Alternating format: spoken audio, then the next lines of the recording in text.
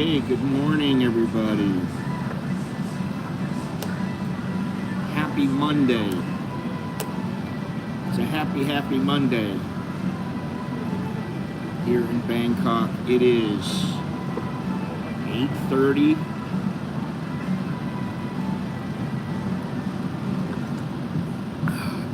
a.m. on October 7th. And today we're going to talk about the friendliest places on the planet, in the world. Well, this list is subject to, well, this list is subjective. I'm going to see if it matches up with my own list, but I don't know. We'll see. Anyway, I got a couple of news items to go over, and I want to wait a couple seconds, let some people come in. The screen on my iPhone is a little bit dark today. I don't know why. I've got myself an espresso on the rocks from Hakamara. You know, there's something, I don't know, this just popped in my head, but there's something in Thailand that I don't know if a lot of people, I know some people know about it, some expats know about it, but I don't know if a lot of tourists know about it, but that is the books, the house registration books. You know, if a Thai wants to register where they live, they've got to own their house. And so if they own their house, they get a book. It's a blue book. Now, if a foreigner is on the house registration, it has nothing to do with ownership or anything, who is the owner or anything like that. It's the person who says that that is their place.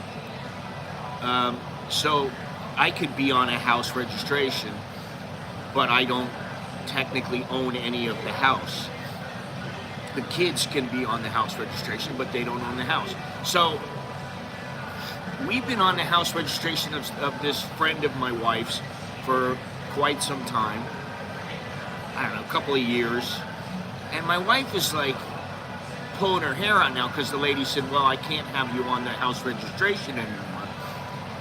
And I'm like, okay, so what do people do when they don't have house registration? Now, what house registration, what the book allows you to do is, there's certain places, like for Thais, they go into a bank and the bank says, let me see your house registration. Now, if you don't have a house registration, what are you supposed to do?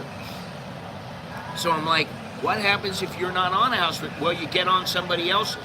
That's what she told me. You've got to get on someone else's, which is why we've been on someone else's. Now, I've been like, I don't want to buy a house now because of what's going on at your job. I don't think it's good. Yeah, we could probably squeeze the money together, but we'll be broke if you lose your job and we got to pay $40,000 a month. You know, money's gonna be really tight. So, you know, she's been looking around, trying to check places out, and you know, that's kind of come to a standstill. But then she told me, she said, you know, I just want to get a place so that we can have the house registration paperwork. And I'm like, is it that important? She's like, yes. So I'm like, well, then buy a house then. We'll buy a house, whatever. We'll take the chance. You know. So she went looking yesterday at two places that we've looked at before. One of the places, I said, oh, I think it's a little bit too far. I think it's too hard to get around. I think, you know, we'd have to have a car. We have to, you know, whatever. We got to get transportation. Okay, whatever. But, like, I don't really need it right now. And if I was out in the countryside, I would get a motorcycle for sure. And now, actually, I'm thinking about getting a motorcycle in Bangkok simply because some of the motorcycle drivers, they drive like maniacs, or they drive. Yesterday, I get on the motorcycle.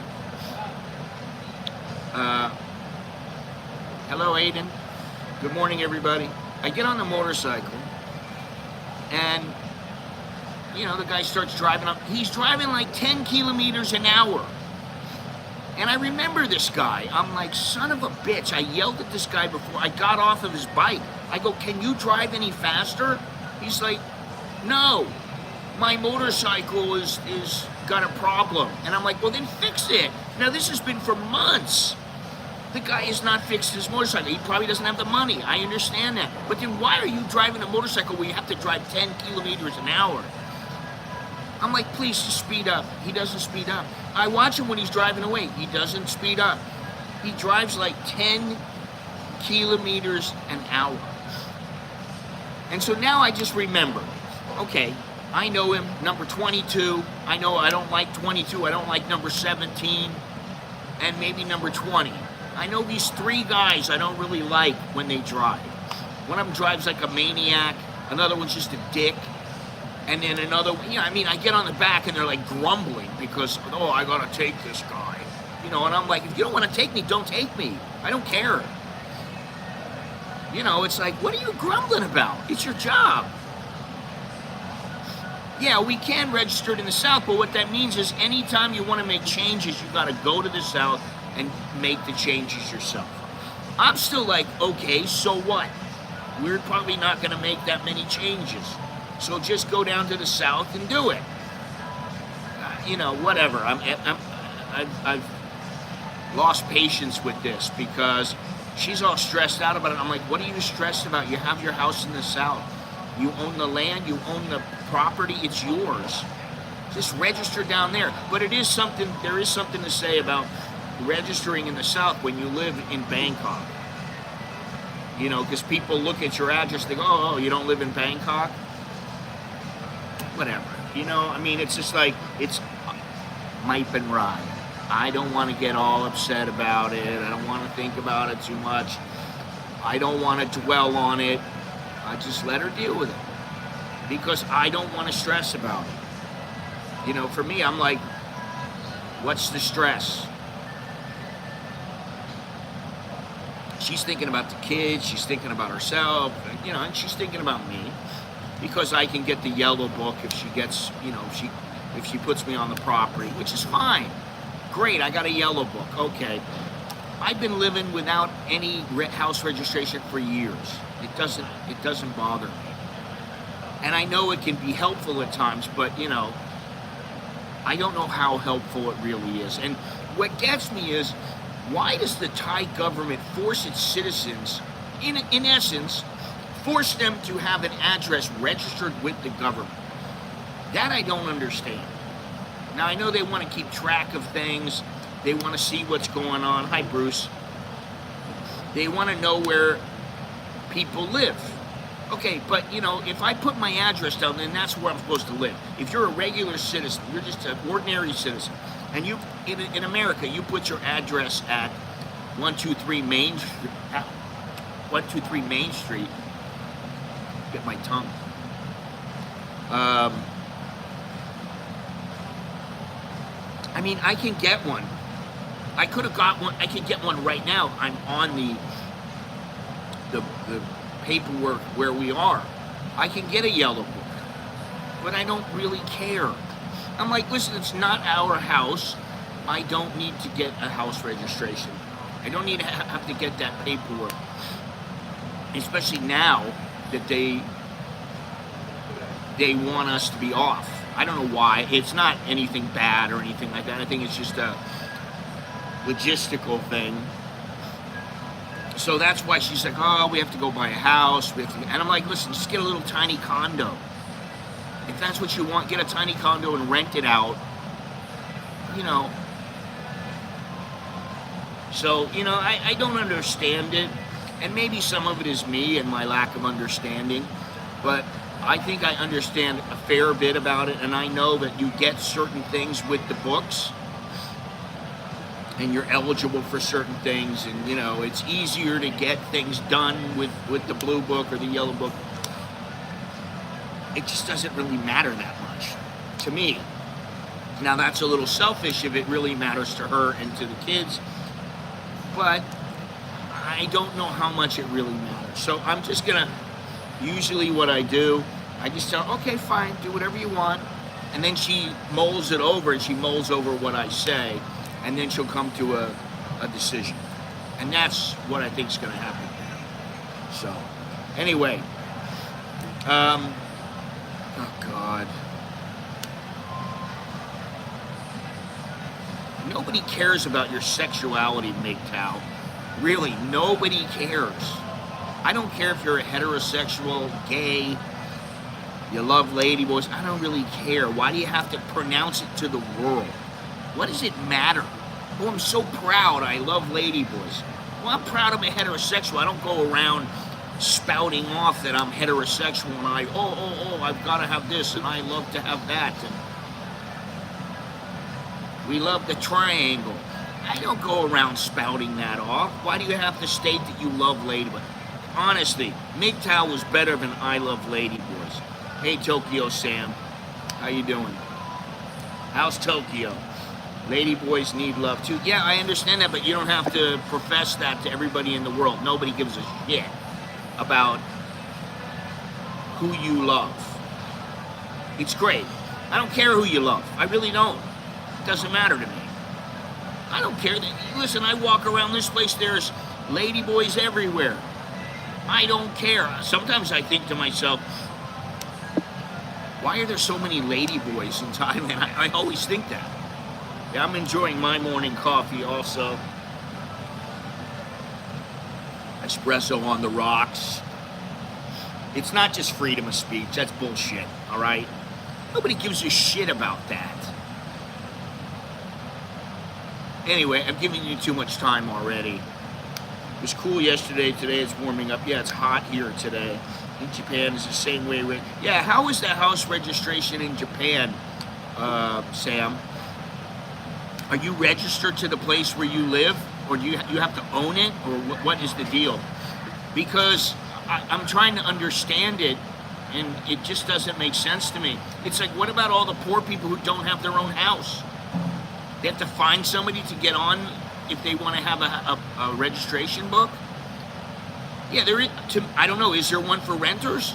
Or is it only for owners? And what happens if the renters don't have any paperwork? They're not registered and they don't have a book. Ugh.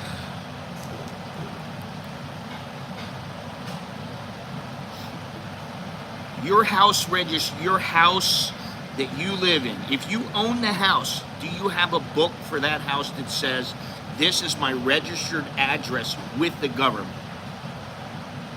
And if you rent the house, do you have that same book, or it's not possible to have that? I'm trying to understand this here in Thailand. It's illegal to say that on my channel also. I don't care that you love them. It doesn't matter. Listen, as long as you contribute to this chat in a positive way, and I don't necessarily mean talking about your sexuality, because nobody gives a shit about your sexuality, then it's fine. You can say whatever you want other than that.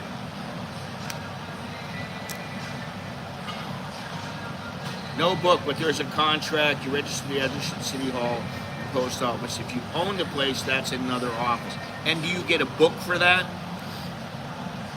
I mean, see, here I asked my wife, if you don't own an establishment, you don't own a house, you don't own something that you can put as your address, then what do you do? And she says, you get on with somebody else. And I'm like, so what if you can't get on with somebody else? Well, then you don't get the book.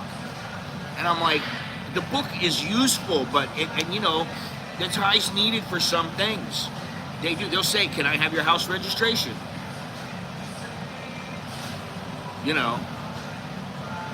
So I don't know exactly what the deal is with it, but I'm just gonna, like I said, I will leave it to her. This is what I do. I tell her what I think, I leave it to her, she mulls it over, and usually she comes up with an idea that is useful and helpful, and it's beneficial for the whole family. She doesn't just think about, oh, well, I want a house, and at first I thought that. If I want to be a success, I have to have a house. That's what she used to say to me, and I'm like, you don't have to have a house to be successful. You need to have money in the bank. Have money in the bank. You can buy a house with money in the bank. You know, what happens if we want to leave? Then we have a house, we have to sell it or rent it or whatever. And yeah, okay, maybe that's possible. Maybe not. Anyway, now I have some good news. Oh, very, very good news. The dollar is at 33.40 to the baht.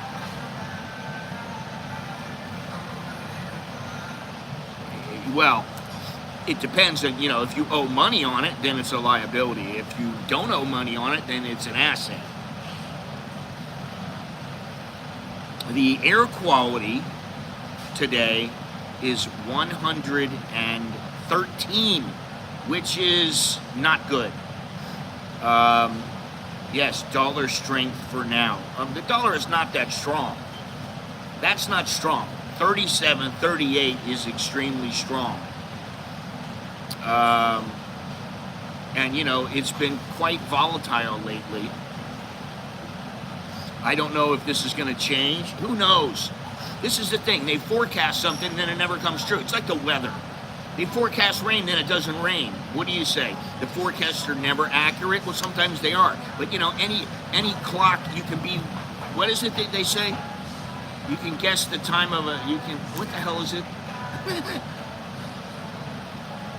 A broke clock is always right at least one time a day or something like that.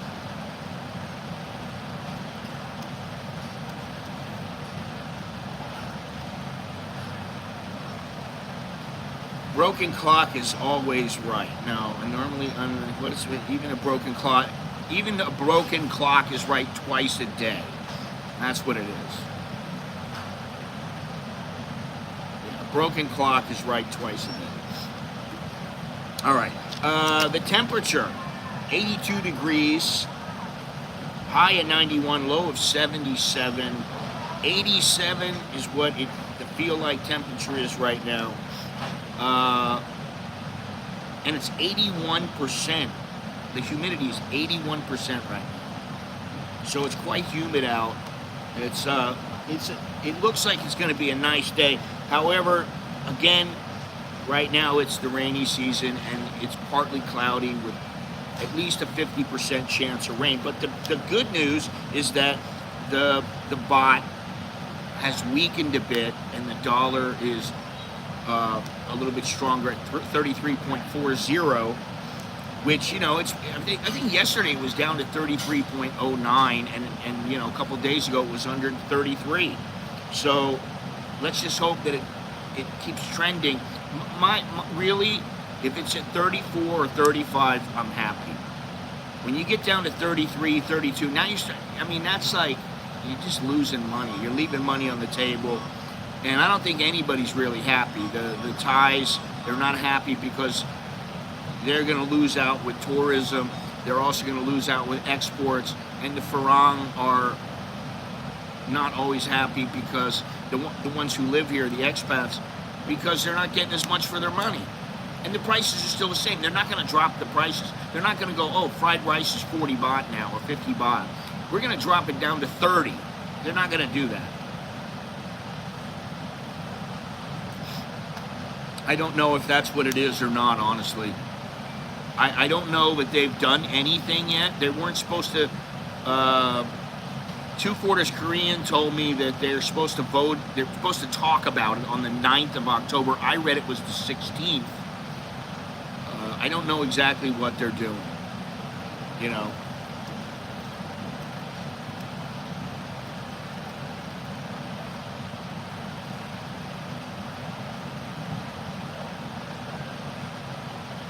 Well, it does say here, Jesus Christ, about 6 days ago it was 32.17.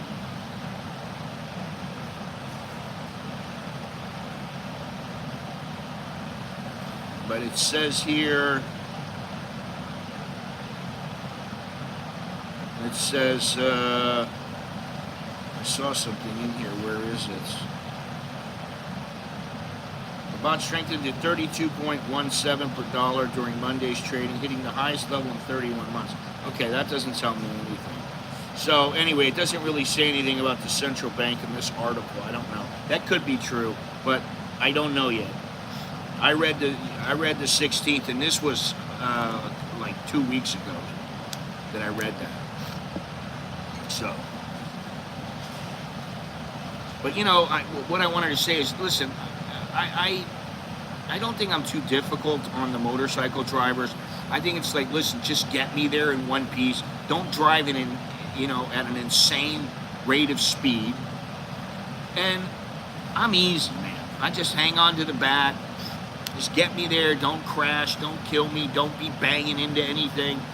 You know, don't ride so close to a window or a mirror, rather, that, you know, my bag and my elbow is going to hit it or something like that. That's all I really think about. But lately, some of the motorcycle drivers, I mean, there's a motorcycle driver, he's at the end of the street, and we don't use him very often. In fact, I haven't used the guy in about 2-3 years. He's covered in tattoos. He's got a little bike, and I mean a little bike where your legs are up, your knees are up. And, you know, it's like, I don't care, you know, at the end of the day, I'm not going very far, so it doesn't really matter. Just get me there. But this guy, it's like it was 5 o'clock in the morning. He used to go like as fast as he could to get there. And I'd be like, dude, what are you speeding for? You don't need to go there at 100 kilometers an hour when the speed limit's like 60. You don't need to do that. I'm not in a hurry. I'll pay you to go slower. So that happens, then I get on, and then the guy's driving at 10 kilometers an hour, and he won't speed up. I'm like, dude, go. I'm like, what are you doing? And I mean, cars are behind him waiting, trying to go past him. And he's just putting along. And I'm thinking, and you know, he's a bit of an old guy. Okay, I understand you're going to go a little slower, but 10 kilometers an hour, I'm like, Jesus Christ. I'm like, that's just uncalled for. You know, you go too slow, you go too fast, people get pissed. But going too slow, it's like, he doesn't even drive like a granny. So I'm thinking to myself, maybe it's better I just have my own motorcycle so I can drive at the speed that I want. I can go back and forth. I could go back and forth to this mall with, say, a full tank of gas, which might cost, what, 150, 200 baht at most on the motorcycle? I could probably go all month on a tank of gas. Just go here, go back, go here, go back, go back, go back. I could just go back and forth for a whole year. So I'm thinking, maybe it's worth it. Maybe I need to get something. I don't know. I want to see what my wife does with the house, and we'll see. Anyway, got a couple news items I want to get into before I go over the friendliest places in the world, because, you know, these are lists, and although, you know, they have some, although they are somewhat accurate, I don't think none of these lists can be 100% accurate. But let me get into this here. Pattaya makes another attempt to debunk Sin City image. Now, just that title tells me something. They don't want you to think of Pattaya as a place to get laid. Any guy who has done any research on Pattaya, and who is not like the church-going kind of guy who doesn't, you know, he's waiting for marriage before he has sex or something like that. Any guy with half a brain knows what is in Pattaya. Oh, bars, women, go-go's, sex. Any guy who is half a guy knows what Pattaya is about. That's because its reputation precedes it. Before you even get there, you know what it's all about. And so here they are again, trying to debunk the fact that Pattaya is Sin City. It's whore haven. The Prime Minister has prioritized world-class tourism in Bangkok and the provinces for her new administration. Patongtan Shinawat said that the emphasis for tourist cities should be on man-made attractions as well as new-style entertainment complexes to appeal to today's domestic and international vacationers who are looking for something new. I don't think that man-made attractions and entertainment complexes make up the bulk of what people come to. They come, okay, they do come to see temples, they do come to see some man-made complexes, but a lot of what people want to see is, they want to see nature, they want to see the islands, they want to see the ocean, they want to see the mountains. Now, you go to Chiang Mai, you know what you want to see. You know, you're not going there to go whoring. I mean, yeah, if you want a whore, you can find one. If that's what you want, as men or as women, you can find that stuff. Good morning, Dowlo. How you doing? Let me see here. What happened? Oh, here we go. Of course, media critics who continue to slag off Pattaya as nothing more than a haven for prostitution and crime are smirking already. Listen, I'm not a media critic, okay? I'm just somebody who looks at things in a very real manner, okay? And my reality check says Pattaya, until they get rid of, or they make it to where it's almost non-existent, Pattaya is going to be a haven for prostitution and crime. I don't care what they do. They can put all the attractions they want. Indeed, various media, both in Thailand and internationally, are mostly responsible for the weird notion that Pattaya hasn't changed in 20 years. Phrases such as notorious sex industry or prostitution-ridden are still in near universal usage.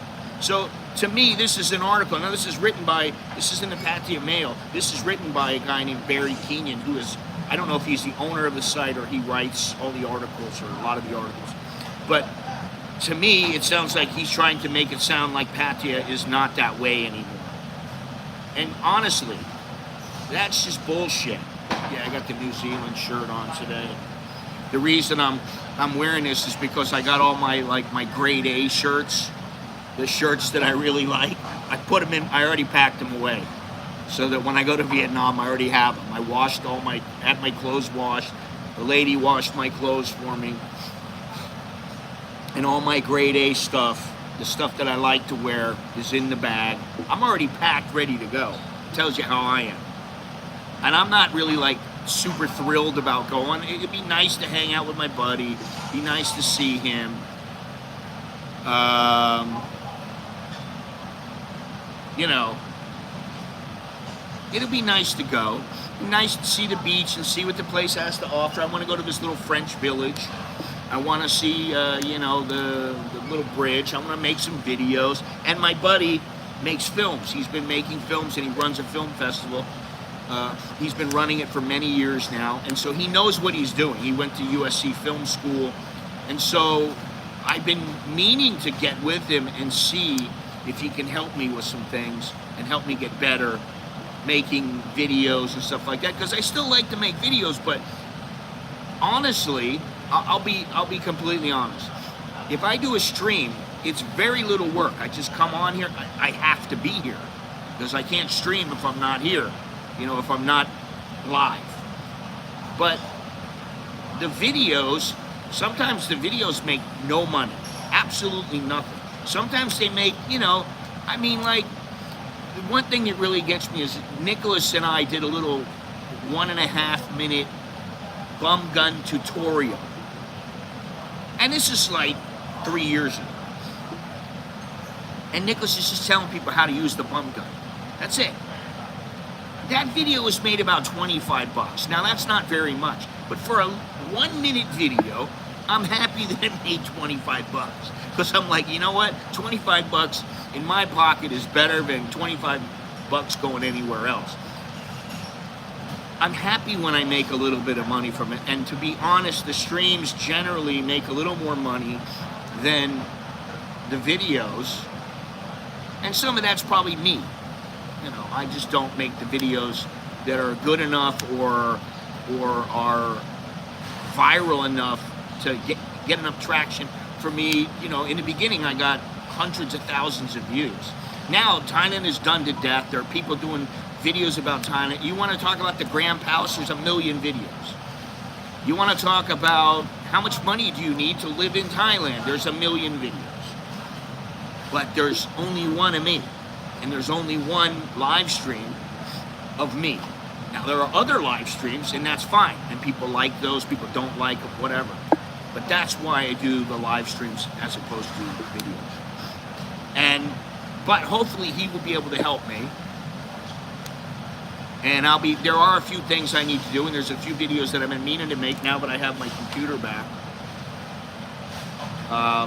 And so, you know, we'll see where it goes. But he's very knowledgeable and knows what he's doing, and he knows how to do things. So anyway, let's see here. The government's new emphasis on man-made destination goes much further than traditional features such as the Sanctuary of Truth, Nong Nook Gardens, and the etched Golden Buddha Mountain.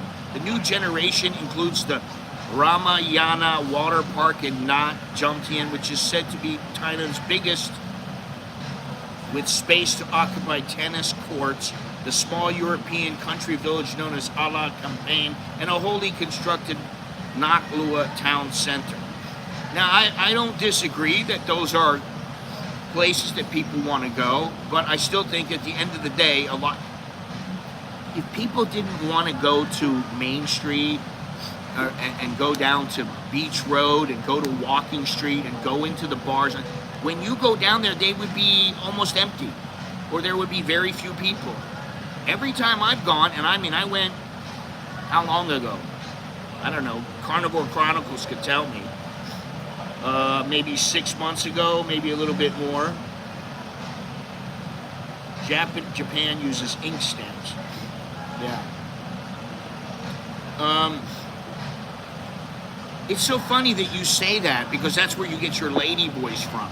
There and Mainstream, 2nd Street, all these places. That's where you get it. Beach Road, you know, off of Beach Road, that's where you get your lady boys that you love so much. Yo, yo, yo, what's up? So the point is that until they get rid of some of these places, people are still going to think what they think. And I don't understand why they don't understand this. I mean, you know, a while ago they were talking about how, oh yeah, we're going to get rid of all these bars and that's it. They're going to be gone. Walking Street is done. No, it isn't. It's not done.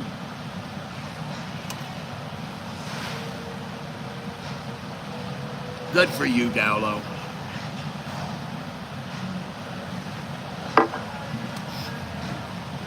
Count those days. Anyway, that's my point, is that they can do all these things, but as long as they keep, I mean, all you have to do is go down Beach Road. There's all these beer bars, or bar beers, right off of Beach Road. Then you go down and there's Walking Street. Then you go to 2nd Street. There's places to go for everybody. And they kid themselves by saying there's no sex industry. There's no prostitution going on here. Of course there is. Come on. Wake up. Be honest. Then you will get to your goal. It's like Thailand saying, the Thai government saying, oh, we want to be a high-end tourism destination. And yet they leave canals that look like they've been shitting. And I talked to somebody the other day and they said, it was a Thai. I'm trying to remember who it is, but she said, I cannot go swimming in a lot of the oceans. She says, I don't even go in there because I know. She said she was at an ocean and she was in the ocean and she saw turds floating in the ocean. And she was like, it wasn't just like an isolated, one big turd or 2 turds floating in the water. No, it was a whole mass of stuff she saw coming out from like a drainage ditch or something. And then she said, that's it. She got out of the water and she said, I don't want to go anymore. Oh, it was the taxi driver, the Grab driver, she was telling me. She said, I was in that ocean. She said, I had to go to the doctor because my skin was breaking out. because I went in the ocean and it was so filthy. Next thing that will bring the tourist Patsy like never before will be to legalize gambling. Patsy can be like,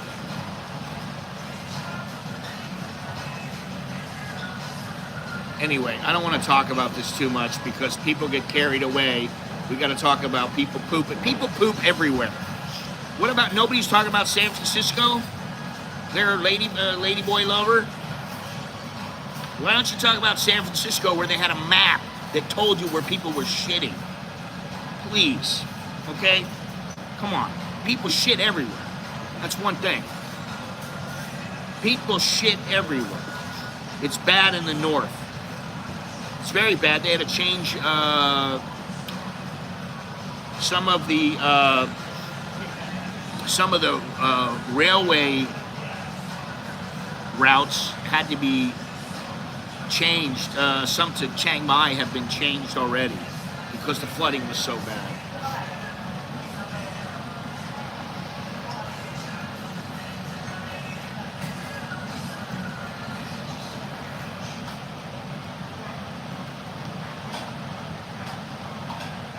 Let me see something here. Yeah, this is shit. Oh, what is this here? Let me see. This is from the public relations of the Thai government. Flood in Chiang Mai City and Chiang Mai Station. Suspension information. Train 789, which is I think it's supposed to be Utrecht did. 13, 14, 51, 52, 102, 109, 407, 408 have been suspended. Wow. Let's see here. What does this say here?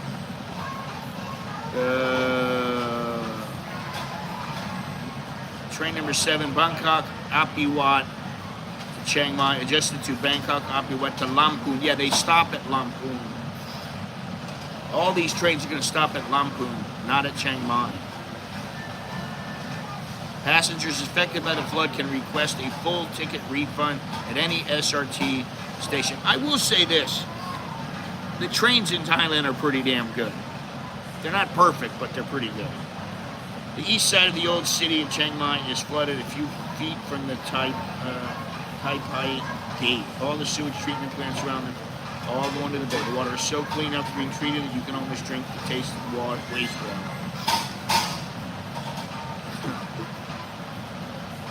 Yeah, well, I've seen it in Cambodia, I've seen it in Thailand, and I've seen in the canals. I mean, I've got some canals near my house. I mean, honestly, I could walk to some of the canals. And the canals, they've got all kinds of sludge in them. And I'm just wondering, what happens if you fall in there? It's not going to be pretty. You know, so I don't even think what they need to do is clean up. And they're not going to do that. They're not going to do that in Thailand. There's not going to be this mass clean. And if anybody does it, it'll probably be the foreigners. All the flood, and some Thais will help in. All the floodwaters around here in Bandung have all receded. Most of the roads to Nong Khai are open again. Okay, that's good to know. All right, listen, before I continue, do me a favor. Smash the like button. Hit like for me. Subscribe. Hit the notification bell. Look down in the description to see how you can help.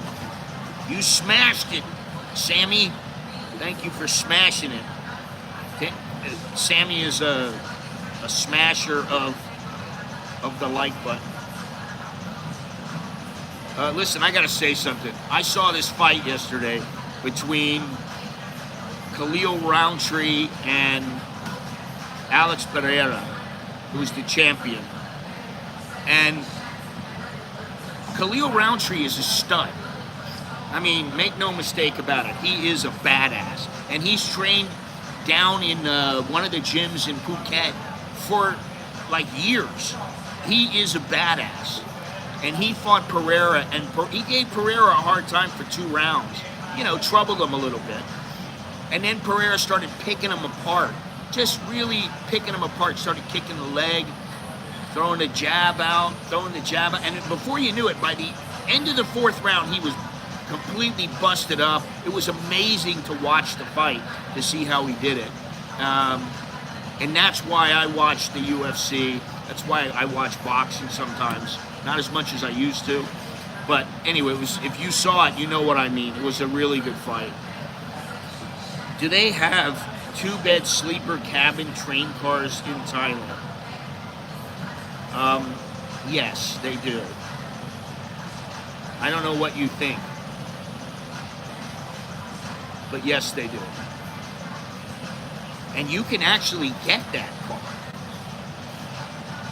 Although, to be honest, to go down to the south of Thailand, it's cheaper to fly than it is to take the train. You know. All right, so that's enough about Patia's, you know, its issue. People, you know, they're always, Patia is not, it's not a whorehouse now. It's really nice here. It's so good. I understand there are nice places in Patia. I've been to Patia many, many, many times. There he is. Carnivore. The bacterial count in the waterways goes up after a good rain because more treated, untreated effluent is greater. So beware of swimming after rain conditions. There you go. Listen, I mean, you know, my wife, I don't think I've ever seen my wife, let me think, maybe one time I've seen her go in the ocean, and she refuses to. She's like, I'll go in the swimming pool, because she knows it's clean. She doesn't want to go in the water because she's thinking about, I mean, you know, really, if you think about it, it's pretty disgusting. You think about in the ocean, what goes on.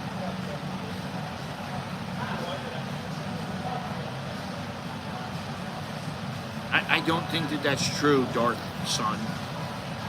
Yes, they are chilly, but there are ways around that, especially if you have a partner in the cabin with you.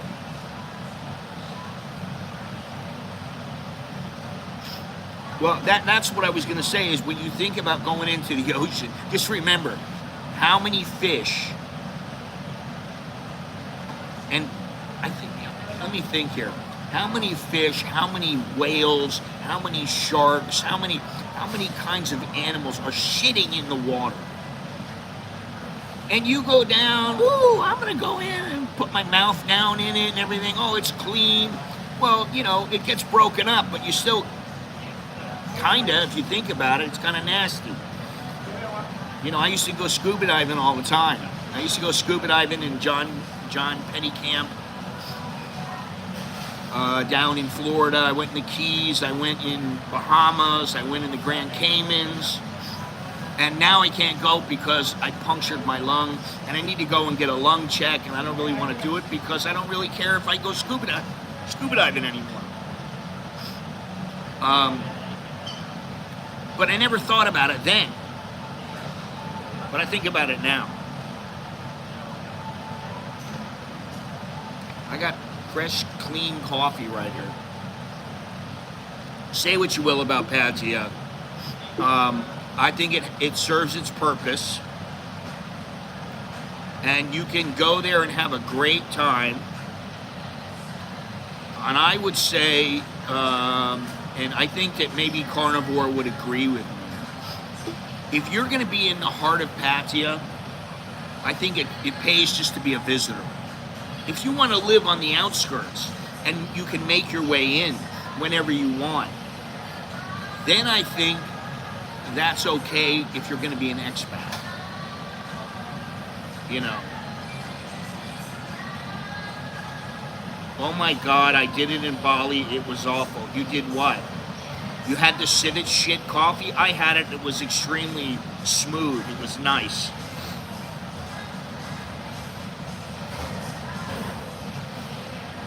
Yeah, oh, hey, Gillies, how you doing? Good morning from Patia.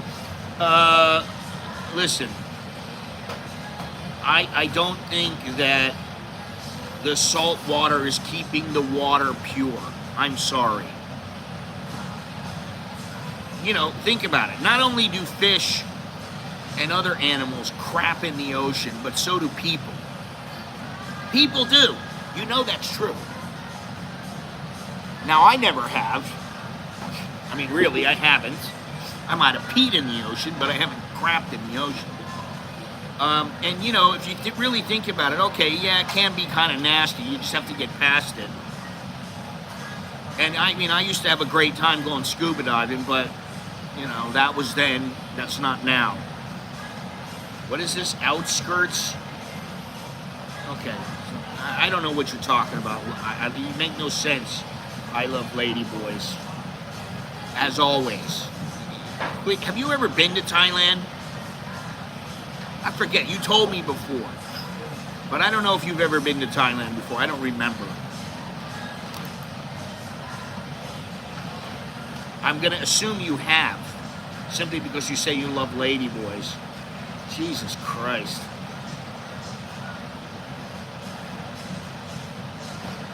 Farmers in Vietnam build their toilet over a catfish pond. When you're a poor farmer's child, you don't complain about eating catfish that grew on human shit. I understand. That doesn't make, if you really think about it, doesn't make that it's not gross. It is gross. When you really think about things, a lot of things are gross, but you know, you get past it. That's not what I'm talking about. I'm asking you if you've been, how many times have you been here? What's your experience here? Do you live here? What is your deal, dude? I don't even really want to think about what you're like in real life because, oh God. Anyway, let's move on. Now this one's a little bit darker, and this is also in Pattaya. 16-year-old girl terrified as mystery man films her in her shower at her condo in central Pattaya. The guardian of 16-year-old Miss A, Sompong, 35, handed CCTV footage to the media to warn the public and provide a lead to authorities after a mysterious man was caught using a phone to secretly film his daughter while she was showering at a condominium in the central Pattaya, on October 4th. Miss A led reporters to the bathroom where the incident took place, showing where a phone was slipped in through a vent. She noticed it just in time and screamed for her parents. Sompong, the girl's father, recounted the frightening moment. My daughter was in the shower when suddenly she yelled for her mother, saying someone was using a phone to film her. I ran out and saw a man wearing a cap, a white and red shirt, and shorts running down the stairs. I chased after him, but he managed to escape. He dropped the bag of chickens as he fled on a motorbike. Miss A, still shaken, described how she noticed the phone being pushed through the vent while she was showering. She immediately screamed for help, we already know this, causing the perpetrator to flee. The family has filed a police report and handed over CCTV footage to officers at Pattaya City Police Station. Now, you can see this guy and the guy running after him in the CCTV footage. They've got still shots here. You can see this.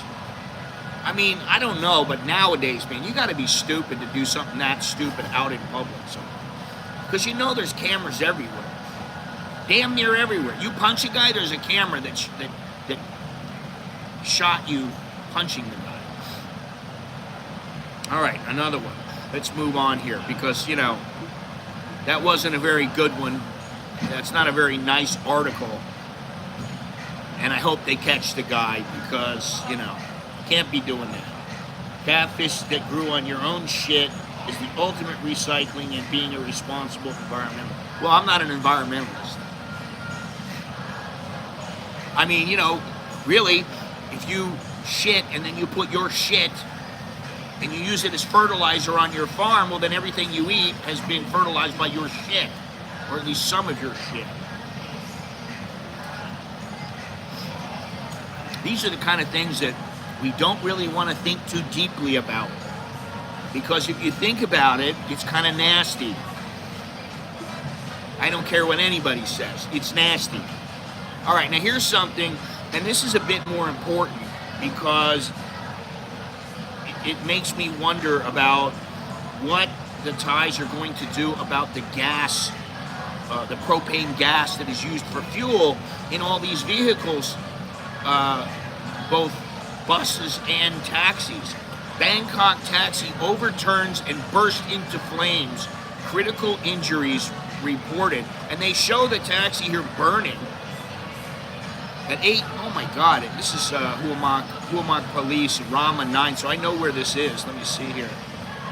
Yeah, it's right near Ramkhamhaeng Road, somewhere around there.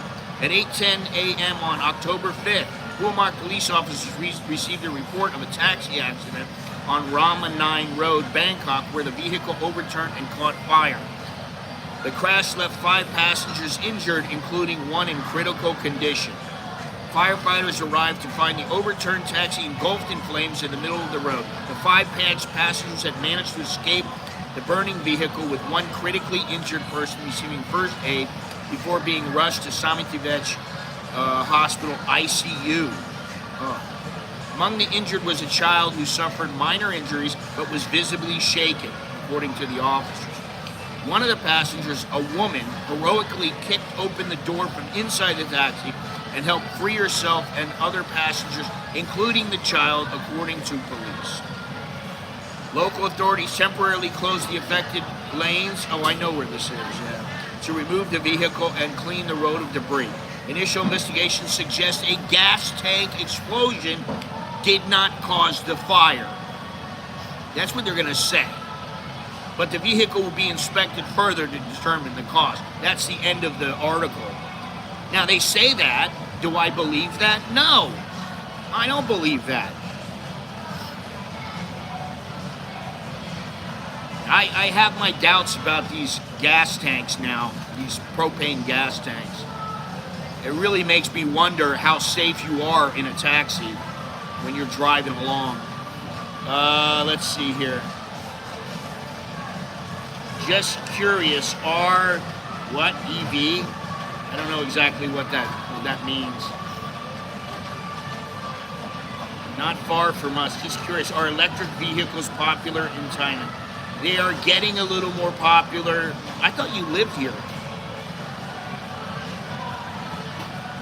They're getting a little more popular, but they're not really all that popular yet. They will announce a crackdown and/or inspection. A few vehicles will be impounded. Next week, the bribes will continue and business as usual. Unfortunate accident. Any vehicle can catch on fire, even electric vehicles. Oh, yes. And the bus that crashed the other day was an unfortunate accident. You know, you have to look at it a little bit differently. If you have an accident, the vehicle should not catch on fire like in a matter of minutes or seconds. It shouldn't catch on fire. And if you got propane tanks in the back, well, maybe that's a starter for a fire with taxis, with buses, with whatever. Bad inspection practices. Well, yeah, I would say that has a lot to do with it. Bad driving in a car in bad condition. Listen, I would say, you know, people say that the cars are in bad condition, like Bruce. I would say, yes, probably this vehicle is not in very good condition. However, I have looked at the vehicles driving around Bangkok. I've really taken a good look, and I would say only about 10% of them are in what I would consider poor condition. And I'm talking about, you look at the tires, you look at the car itself, is it maintained? And I would say a lot of them are very well maintained. A lot of them are newer cars. Although a lot of people are driving around in these Chinese BYD cars, which I don't like. I mean, they may look pretty good, but I don't like them. They are all bribed to pass these old dinosaur vehicles. No, I don't live there. Didn't you used to live here? I thought you used to live here, or you got a Thai wife or something. Propane gas tanks were outlawed in indoor events in my state back in the mid-'60s after one leaked and exploded before an ice show and killed people. There you go. The thing that will change the quality of life for everyone in Southeast Asia will be a switch to electric scooter. That bike is a 2000 scooter that gets 400K kilometers per charge. That's not going to change shit. I can tell you that won't change shit because the batteries are quite expensive. It's not going to change anything.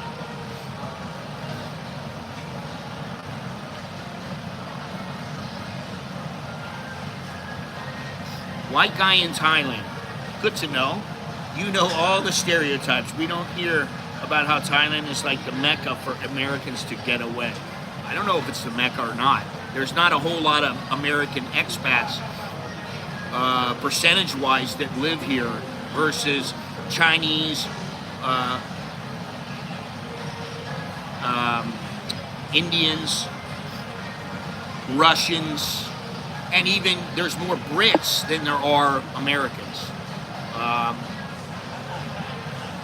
You know, I don't know if this is where I think the majority of Americans now, they'd rather go to South America or to Europe. It is going to improve the quality of the air. We'll see. It might improve the quality of the air, but I can tell you, they're not going to switch over. They're not. They just won't, man. I mean, they have a lot of cars, a lot of motorbikes now, and that's nice. Thank you very much, Aiden. Thank you. I appreciate it. Joke me to you. I hate driving in Thailand, as do I, and that's why I would not own a car in Bangkok, because I don't want to drive around in Bangkok on a car. There's no freaking way. Because I know me, I'd be sitting at the wheel and I'd be like sitting there in traffic and I'd start falling asleep. That's what I do. You know, I'm in the taxi the other day and I'm like nodding off, you know, that's what happens. And I don't want that to happen. Thailand is the vacation hotspot for America.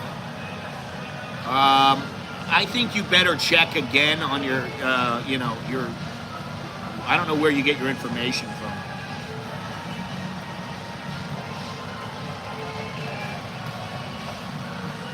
Because I would say, I mean, I'm looking at something right now that tells me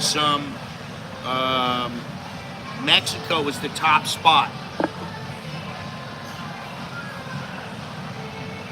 Yeah, Mexico is the top spot that people go from America. And the reason is because it's nearby. It doesn't cost a lot to get there. Now, let me see here if it's, I would think that Thailand is in the top 15 or 20. Let me see here. India, South Korea, Athens, Nassau, Ho Chi Minh, Rome, Tokyo, Paris, Manila, San Juan, Puerto Rico, Montego Bay, Jamaica, Punta Cana, Dominican Republic, London, England. It's not even on the list here, the top 15. So, you know, don't know what to tell you there. Let's see here. If it's not Thailand, it's Costa Rica. Costa Rica is a popular destination for Americans and for many others, but the prices have been going up and it is not what it used to be.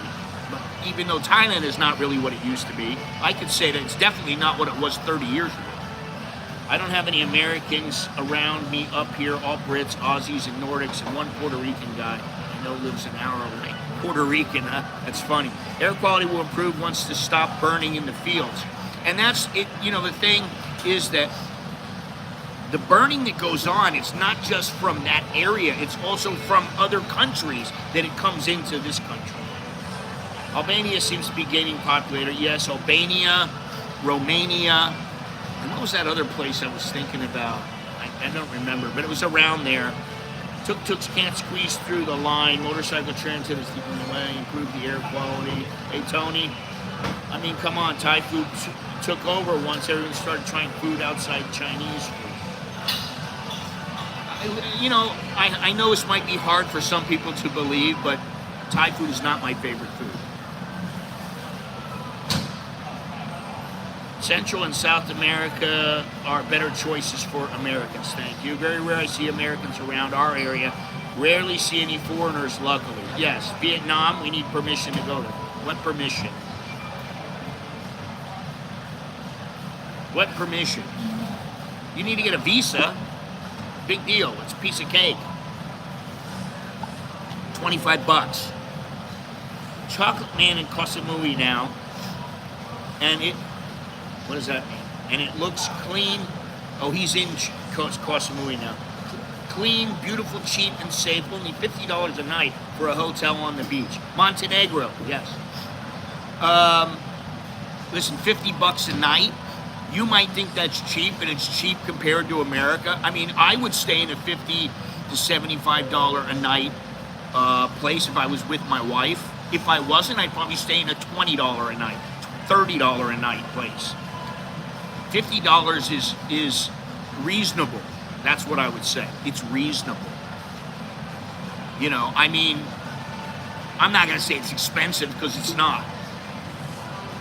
It's a reasonable price. But you can find places that are $20 to $30 that are excellent.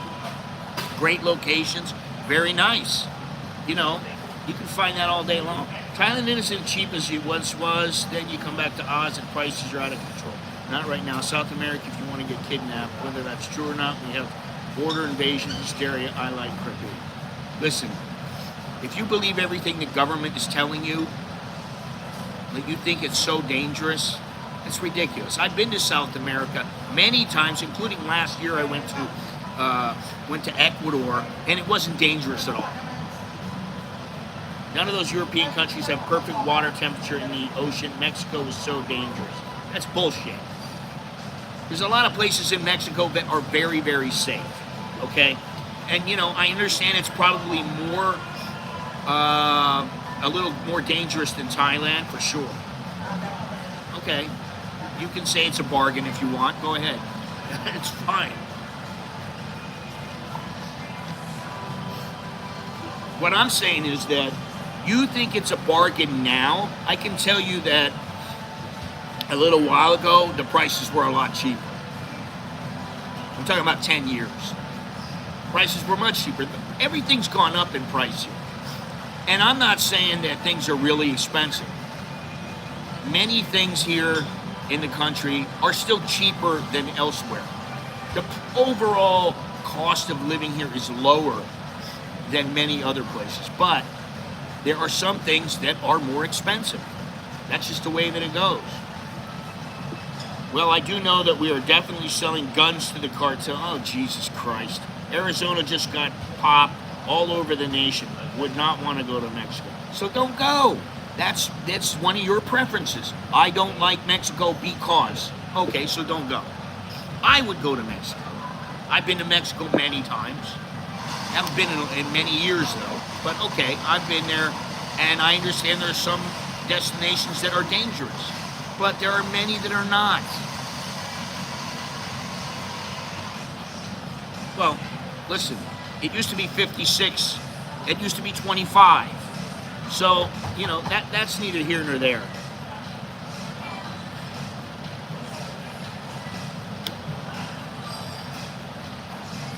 Would not want to go to Mexico. That's what you said. Okay. So, you know, whatever. All right, so I got one more news article I want to get out of the way. Then I got to talk about these friendliest places. This is just another stupid foreigner. Brit high on pot. He's high on pot. He's stoned. Tried to escape arrest in Pattaya. Held on nighttime invasion and visa overstay charges. A Brit high on cannabis was arrested in Pattaya for nighttime invasion and visa overstay. Held for deportation at Notorious. Why does it have to be notorious? You don't need these adjectives. Thai detention center after a 120-day visa lapse. Charges of property damage added to his legal woes as he awaits trial and deportation. I think these are the least of his problems, quite honestly. He's in Nong Pru in Pattaya, 28 years old. He was high on cannabis as he attempted to evade arrest. Now, maybe he admitted that he was high, but how did they know? Most of the time, if you're high on cannabis, people they can't really tell. A lot of people can't tell. Maybe the police can tell, I don't know. Let me see here. He was charged with the nighttime invasion of a home in Nong Pru, a serious offense under Thai law. Additionally, he has overstayed his visa by 120 days. Besides the criminal charges, Mr. Davis faces detention at the notorious Immigration Detention Center before his eventual deportation to the UK. Why does it have to be notorious? Why don't they just say at the Immigration Detention Center? They use that over and over and over again, and then that way, we're legitimizing that it's notorious. Jesus. Deportation process can drag on for months, with offenders required to cover on expensive direct flights home. Cases like these often take months to resolve. For instance, offenders are required to cover the full cost of deportation. Only direct flights with tickets purchased from airlines operating out of Bangkok are accepted by authorities. He was arrested after a tip-off, and he attempted to evade arrest. However, officers pursuing him had little difficulty as he was under the influence of marijuana. So what the fuck does that have to do with the price of tea in China? Oh, he was high on weed, so it was easy to catch him. That's just bullshit. I don't know why this person, who wrote this? James Morris and Son Nguyen. Ridiculous. I mean, really, it's pretty ridiculous. They caught him because he was high on marijuana.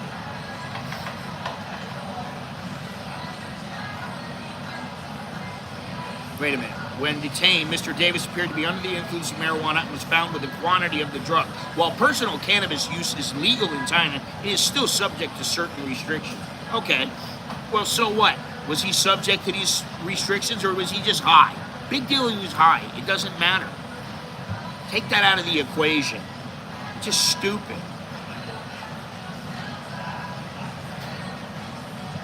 I mean, I don't know why this is not a very well written. This is in the Thai Examiner.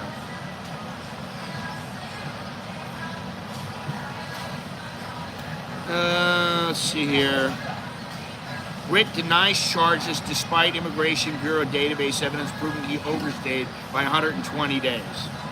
Okay, I'm going to say he probably was overstayed. They don't usually make mistakes like this.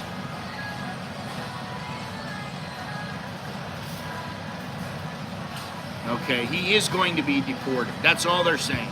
He will be deported. All right, anyway, let me see here.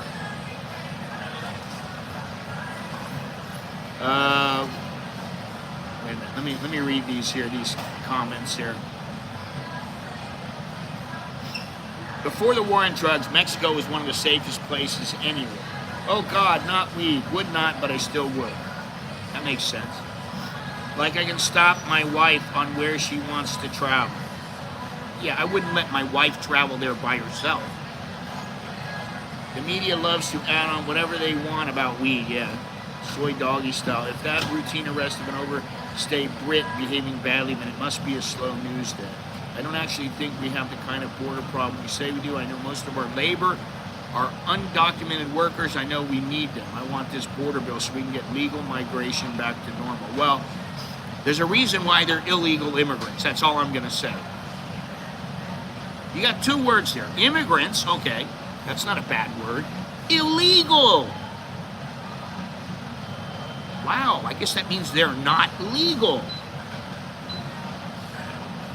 This drives me crazy. And this thing about this article here, oh, he was high on marijuana. Made him really easy to catch. Jesus Christ, man. However, officers pursuing him had little difficulty as he was under the influence of marijuana.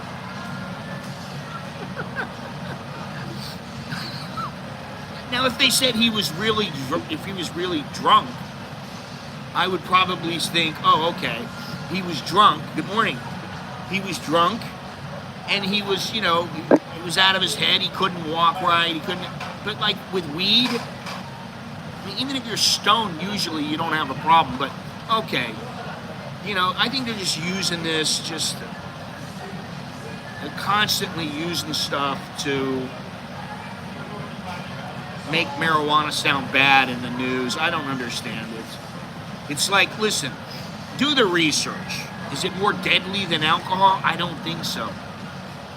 All right, listen, I'm going to go over the friendliest cities in the world in 2024. And this is from Condé Nast Traveler, and it is the Reader's Choice Awards. These are the top 10. And it really makes me laugh because some of the places, I don't know. I don't know if they should be there. Number 10.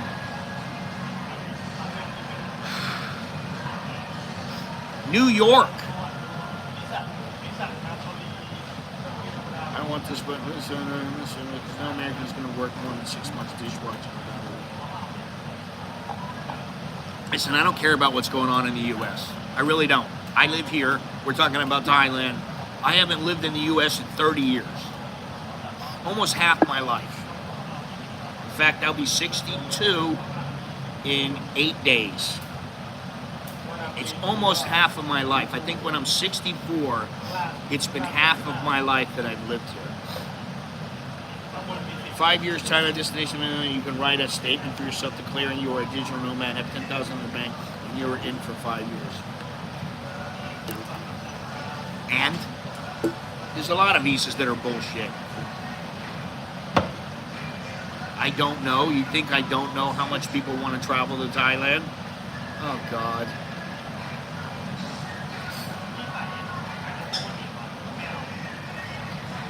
I know people want to travel to Thailand, but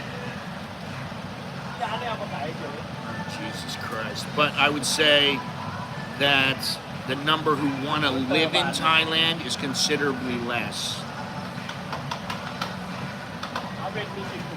All right, number 10 is New York. Jam-packed streets at all hours, a subway which never closes, ambitious people working around the clock to fulfill dreams. It's no wonder New York is named the city that never sleeps. I thought that was Matthew. Yet busy lives and genuine kindness are not mutually exclusive, with New Yorkers always happy to pause their hectic schedules and lend strangers a helping hand. The city's unfading and his irresistible glamour is like no other, so expect an overwhelming pinch-me moment. So expect an overwhelming pinch-me moment as you wander across the soaring towers and glittering billboards. That's just horseshit.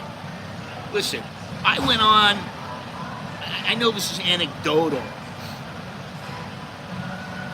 but I went to New York a couple of years ago.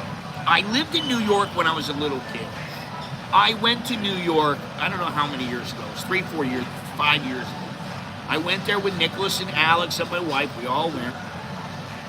I went to the subway and I said, I need to know which exit is for Gramercy Park. I didn't know that Gramercy Park is big and that you're gonna need more than one exit. There's more than one exit there. The lady yelled at me. Oh my God, I gotta know which exit, son. I don't know what you're talking about. And she was a big fat black woman. And I just went, oh my God, you wanna talk about a stereotypical angry black woman.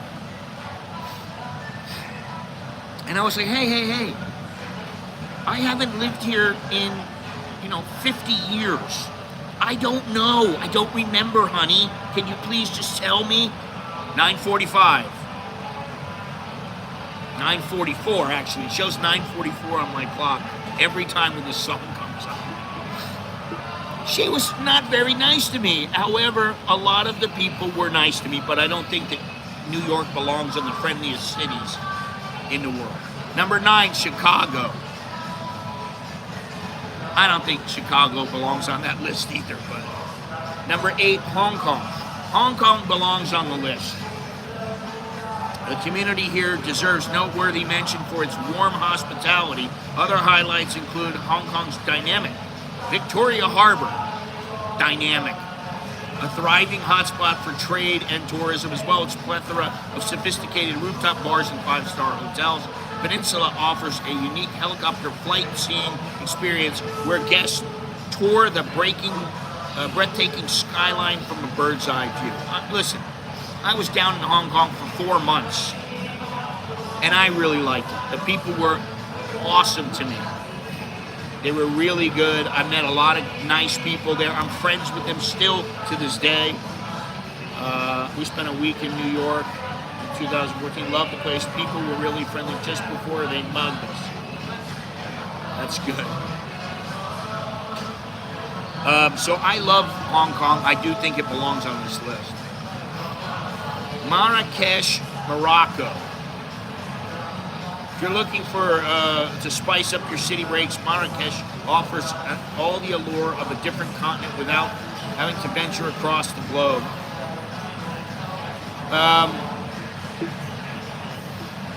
I'd like to go to Morocco. That is on my list. It's not right at the top, but it's pretty close.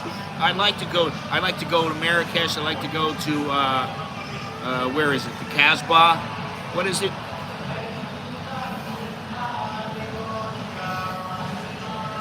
Yeah. Well, let me see here. No, what? Casbah of Marrakesh.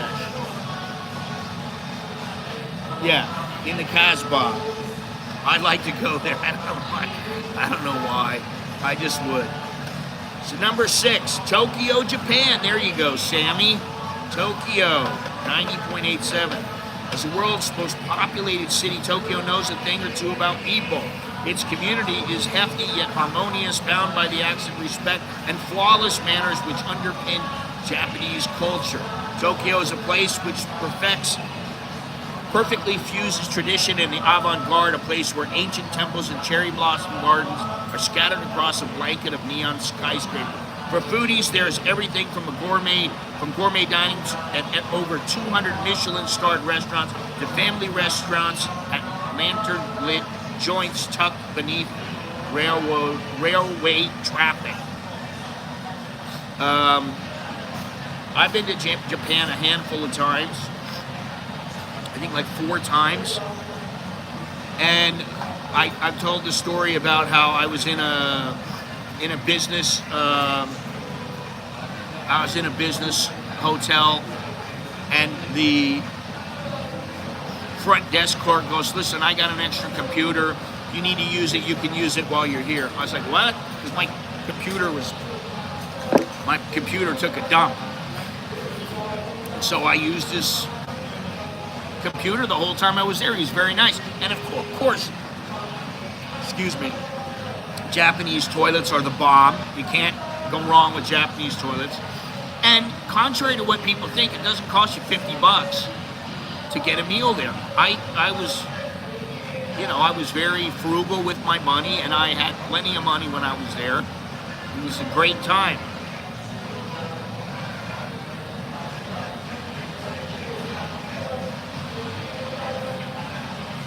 Number 5. Ooh, this one surprises me. Cape Town, South Africa. Now, I was going to go to Cape Town. I almost was the middleman for a bare knuckle fight. It just didn't come off because they couldn't allow it in South Africa. They wanted to use gloves, and the Burmese didn't want to fight with gloves. They were like, "No, we don't want to change our art to suit you. We want to fight bare knuckle," and they still fight bare knuckle. So, unfortunately, I didn't go to Cape Town, but I was supposed to go, and that is on my list of places to go because I want to go where the sharks breach. I want to go into a cage with sharks. And what else did I want to do? Well, I'd like to go on some kind of a safari. Number 4. Oh, Aiden, how did you know? Bangkok, Thailand. I do think that Bangkok is one of the friendliest places that I've ever been to. Now, what's interesting is they don't show Manila, they don't show anywhere from the Philippines, which I'm sure that's disappointing to some people. Thailand was voted the world's third friendliest country, so it's no surprise that the nation's capital impressed our readers too. Bangkok may feel overwhelming at first glance with its hectic crowds, fiery cuisines, and constant roar of motorbikes, but these lively streets are where the true soul of Thai culture lies. Immerse yourself in Bangkok's colorful markets for a sense of the exhilarating buzz, followed by a visit to one of several sacred Buddhist temples for serene reflection among the ornate architecture. This is the most amount of bullshit. I mean, this whole piece here, this whole friendliest cities in the world, it's just a crock of shit. I go outside, I don't see, when I pull up to, when I come down the street, it's Happy Land 1, Happy Land Sai-Nun. You get to an intersection that will go into the mall, that will go left onto Lot Prao, or that will go right onto Lot Prao. Sometimes I sit there, and there are maybe 10 or 15 motorbikes sitting. It's not overwhelming. Now, if you go into downtown Bangkok, into some areas, like you go down by Victory Monument, you're somewhere on Sukhumvit, yeah, then there's a huge number of motorbikes, and you go, oh my God. But after a little while, you just see it's organized chaos. It's like going to Phnom Penh or Ho Chi Minh or whatever. Everybody knows their little spot, and that's what they do. They stick to their own. They stay in their own lane. But Bangkok, yes, definitely one of the friendliest places. And they don't have the Philippines on here. The Filipinos are very friendly, and it probably should be on a list of the top 10, top 20. Las Vegas, Nevada. The irony of good-natured people in a place called Sin City is not lost on us. I thought Pattaya was Sin City. As Las Vegas is notorious for hedonism and vice, yet while its wild venues are ideal for a party holiday, there's more to this Nevadan city than simply casinos and nightclubs. That I agree with. Go beyond the Vegas Strip with a scenic hike through Red Rock Canyon, a conservation area known for its striking sandstorm formations, or indulge in menus crafted by the masters of many a celebrity chef across the town.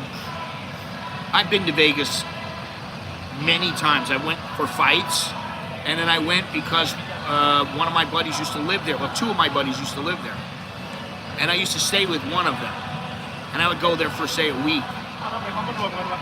And it was, it was like, if you want to go to the casino, if you got $1,000 and you only want to lose $100, then you don't gamble more than $100.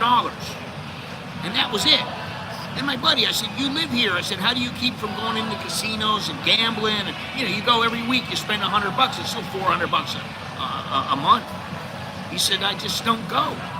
Because I don't even go. Oh, well, for what? So it's kind of like me here. I just don't go to Nana Plaza. I don't go to Pat Bong. I don't go to Soy Cowboy. I just don't go. Because I know what's there. I know it's not a big deal. It's like going to 7-Eleven. It's like taking a dump. It's very normal. Anyway, so that's Las Vegas. Now, do I think the people are the friendliest there? I don't know. I have my doubts, but I haven't been there in a long time. Sydney, Australia, number 2. Outgoing personalities meet laid-back lifestyles to form one of the friendliest communities on the planet. Wow. I guess all you Aussies are very friendly. The Aussies that I know are always friendly. That's true. And they always like to they'll tip back a pint or two, or have a good meal with you, or whatever it is. They're always nice. The charm of the sun-kissed city is best found in its beach culture, with over 100 sandy stretches to choose from activities like surfing and snorkeling to cuisine like fresh seafood and beach barbecues. Put another shrimp on the Barbie.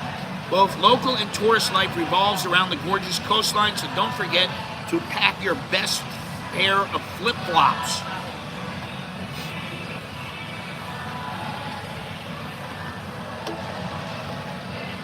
Number one, and this really surprised me, Singapore. Crowned the world's friendliest city by our readers, Singapore has always had a reputation for being exceptional. The island city-state is famous for its financial powerhouses, pristine streets, unrivaled security standards, and now diverse communities offering the creme de la creme of hospitality. It's not all lavish high-rises and innovative technology either, as Singapore has been dubbed the Garden City for its myriad of luscious parks and tree-lined streets. In other words, Singapore has all the components to achieve the status of metropolitan utopia. I just don't think it belongs at number one. I'm sorry. I think it probably is in the top 20. Where am I here? I was punched in New York subway by teenagers for no reason. Well, that does happen, unfortunately. Been to Cancun, the Mayan temple was fine, of course. Accommodating, you know what I mean? Everything's a group tour. Yeah, I don't go on group tours. Almost never do I go on group tours. I was so lonely in Japan. If you don't speak Japanese, no one will be interested in talking to you or being friendly towards you. Sammy, could you weigh in here if you're still here? Number 4, Bangkok. Lost in translation, mopeds. These are not mopeds, they're motorbikes. A moped is a different animal. Most times I feel that there are contempts behind all those smiles in Thailand. I don't agree.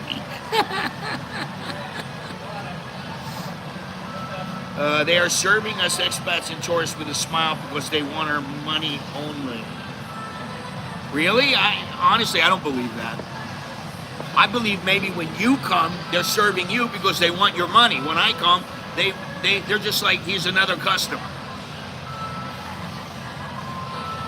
In fact, I'm going to do a piece tomorrow about Thailand being all about the money. Only way to travel, what is it? 50 baht for a motorcycle ride? Get you there in half the time. Depends on where you're going. It could cost you 150 baht. I've taken 150, 200 baht motorbike rides. And I'll be honest, you don't want to go across the city on a motorbike, even if you're going to pay a little bit less than a taxi. You don't want to do that because it's very dangerous. And I'm not speaking out of, this intense fear that I have. I'm just being honest. It's dangerous. Oh, hell no. Las Vegas is crime-ridden. Thank you. I'm in Pattaya. Nothing of the sort here. Yes, almost everybody are happy in Vegas, even the losers at blackjack tables. Oh, Jesus Christ. Vegas is crime-ridden. I actually try to stay away from Bangkok. It's too big.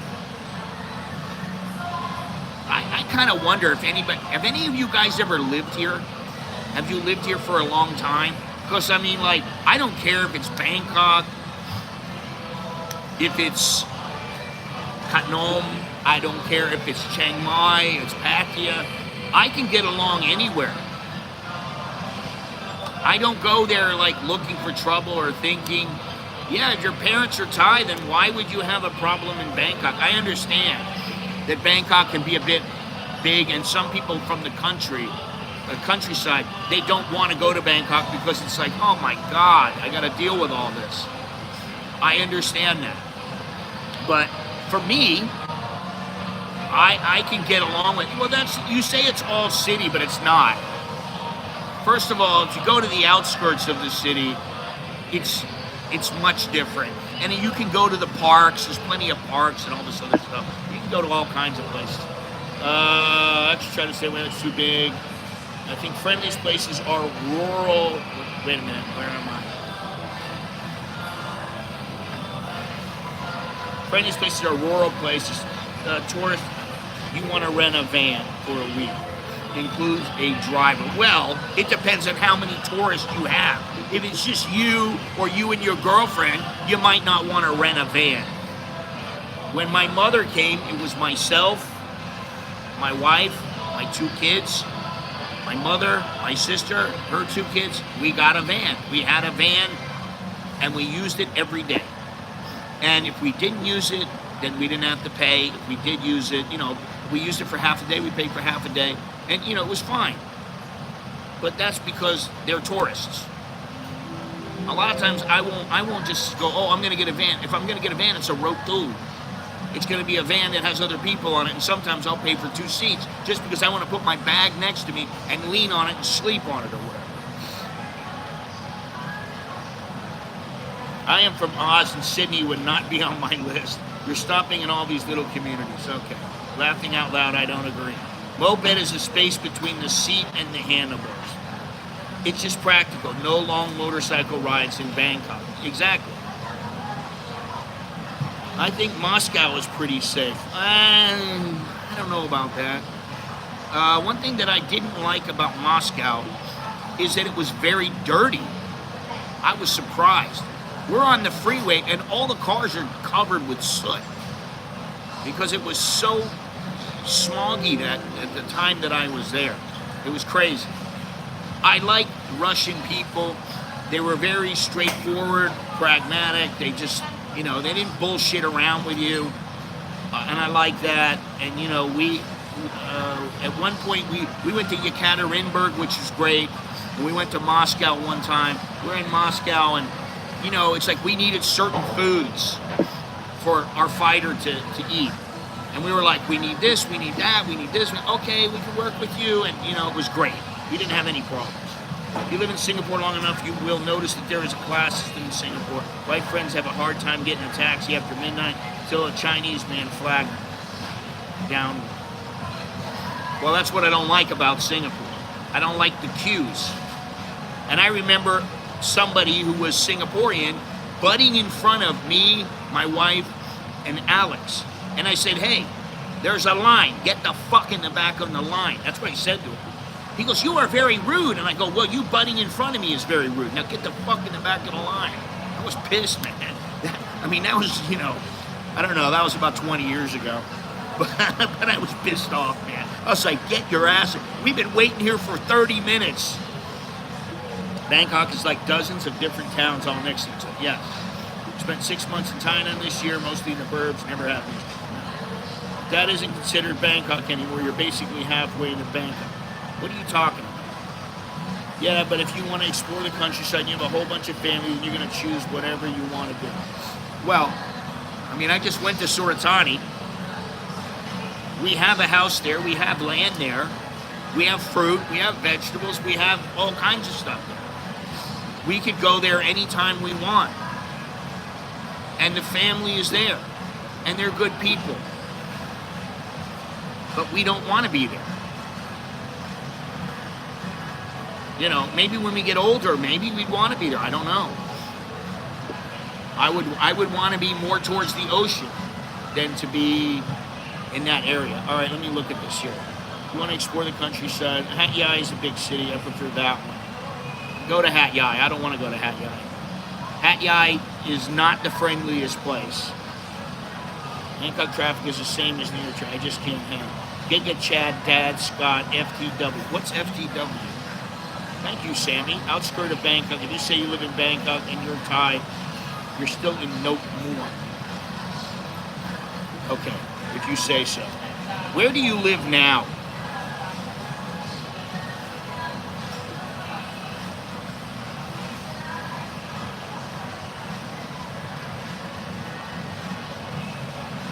Oh, what's going on here?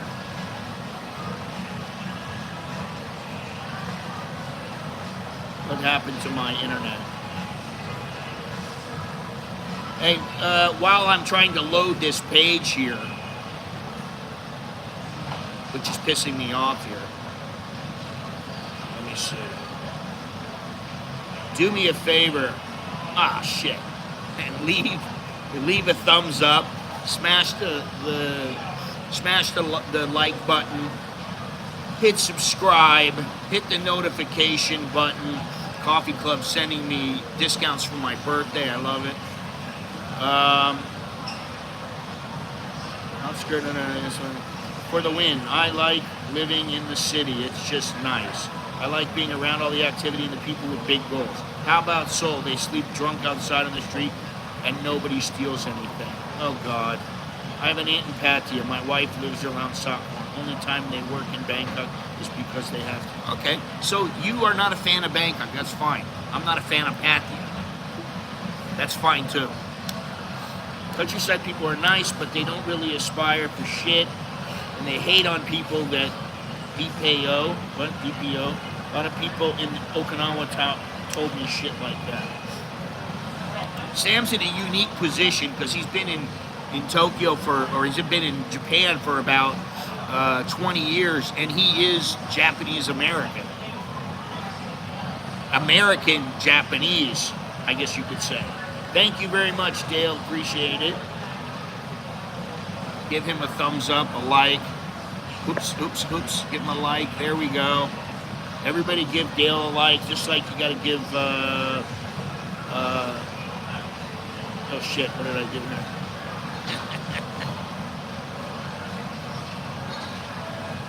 Give Aiden a thumbs up. Aiden and Dale, give them both thumbs up. I'd appreciate it. Thank you very much. Every little bit counts, and every little bit counts when it comes to the algorithm. So that's why I say, please give me a thumbs up. Let's see. I don't like Pat. Okay, I understand why. Sorry, I hurt my fingers. So typing with tape on them. You probably type so much during the day that your fingers get raw. Or Phuket, even though I have an aunt with a house there. I don't like Phuket. I don't like Phuket because it is a tourist trap, just like Pattaya. I don't like tourist traps. I don't like Chiang Mai so much unless you're out away from the city. I prefer like Chiang Rai, somewhere like that. But because of the burning season, I really don't want to be. My wife is at, do you want to live up there? I'm like, no, I don't. Do I like Koh Samet? Well, I've been there, we've been there twice this year. It's okay. It's not my first choice for a place to go. Not now. I mean, I've been there now 4 or 5 times. And, yeah, I don't know. There's a lot of Chinese there. It's a tourist area, and that's what I don't like. I like, and as I've said, I've done this many times. Over the years, I've gone to many, many places that are not tourist traps. That's what I like. Pretty much, LOL, but taping them up relieves the pain a little bit. What is burning season? It's when the farmers burn their crops, their fields, and then, the pollution is horrible. But it's not only in Thailand, it's also in other countries. And sometimes the pollution comes down into Thailand. And so it gets to be very polluted at 2-3 months out of the year. Krabi is a beach. It's not too hot for tourists. Well, I don't know about that because I know that there are a lot of places in Krabi that are very much tourism areas, tourist traps. When I went to Railay about 2 years ago, I went all over Railay. I went all over the island, and I went to different islands around Krabi and Railay. I went to different islands, and they were cool. It was nice, and there was really not many people there because it was during COVID. But nobody was wearing a mask. I mean, I wasn't wearing a mask. And it was very nice. I really liked it. Now, would I go back knowing that there's quadruple the people there? No, I wouldn't. And that's why I don't go back. They do that in Japan, but it's more controlled. My wife is from Sakon Nakon, and I like it a lot. Can't plant rice where the shit, but it's quiet. Yeah, I mean, in the South, it's all rubber. It's not about rice or any of that stuff. And I love the rubber trees down there. I love just going in and then looking into the rubber trees and looking into the dark and thinking about being in there or walking in there or whatever it is. I love that. But the rubber stinks. I mean, you know, in many areas it just stinks like shit. Because that's what, it's like a dirty shit. That's the only way I know how to describe it. I'm still American. I'm taking people to visit. It still has to be a little touristy. Yeah, well, you know, Sammy, I don't know if you know this, but here in Thailand, if I were to take someone, technically, if I say, I'm going to take you on some tours, I'm going to take you out, show you some great places, it's somebody I don't really know. It's not one of my buddies. And I say, you know, you give me $100 a day. That's illegal in Thailand. I'm not allowed to do that.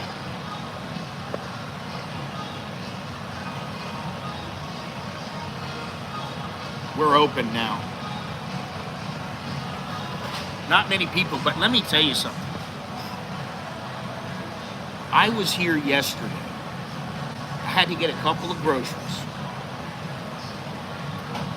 Yeah, they do it under the table. The thing is if somebody reports you, and my wife was doing it a long time ago. She was doing it. And somebody said to her, do you have your pass, your paper that, you know, your little card that shows you're part of the tourist, whatever it is? And she goes, no, I don't. And they said, well, if we catch you again, you're going to have a problem.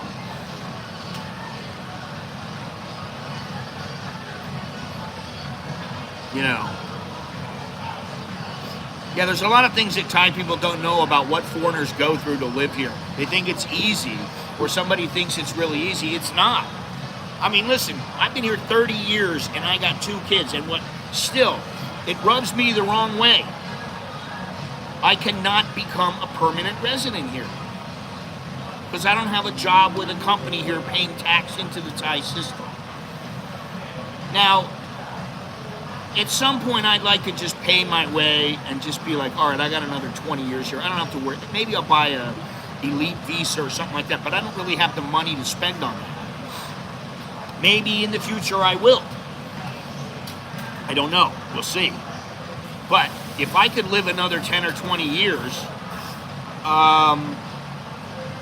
here in Thailand where I don't have to worry about living here, I would. But I would much rather be a permanent resident, which I have the years and the consecutive visas accumulated.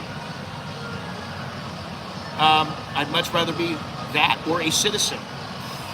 What do you do with all the extra Social Security money when you start collecting it in a few weeks? Extra? What do you mean extra? What is the extra? I don't know if there's any extra. It's just Social Security money. And Thai Americans refuse to dual citizenship their son to avoid military service. Well, I didn't. My kids are Thai and American. They have their Thai passport, which they're traveling on to go to Vietnam this week. And they have American passports. And when they were in school, they did their ROTC, junior ROTC, or whatever it's called, their military, while they were in school. They went for 3 years. They had to go like twice a week or something like that. And so they were able to, and they got out of it. They didn't have to go. They don't have to go into the service, and that's great. I don't want them to go into service. They're going to go into the service. They go to the service in America. You could get kicked out of Thailand anytime. Yes, I could, but they're not. Listen. The Thai government. While people think the Thai government is, oh, they're so corrupt and they're so bad and they'll do this and they'll do that, they're not looking to separate families. That's not what they do. You know, in general, that's not what they do. They don't just go, oh, well, this guy's an asshole and he's married. No, if you're a decent person who has any kind of standing in the community, and I mean, you know, I've been living here 30 years. I haven't really ever I've had one problem, and that was 20 years ago. And, you know, it was a minor problem. It wasn't a big problem. And so they look at me and they go, oh, this guy's never really been in any trouble or anything. He's fine. They're not looking to, you know, now if I had, you know, a couple of kilos of coke or something, and they found that on me, of course they're going to make a problem for me. but I don't. You know. Well, yeah, once you have a Thai spouse, you get a little more standing in the community. And the fact that I can speak Thai, and I can read some Thai, and I can write a little bit of Thai, not as much as I can read Thai, that counts for something. Then all of a sudden they're like, I get it all the time. You are Thai people now. Even my wife's family says, yeah, Scott, you're a Thai people now. I go, yeah, okay. But really, I know. What that means is I'm integrated in the system. It doesn't mean that I am just like the Thai. I would never be Thai. I cannot be Thai.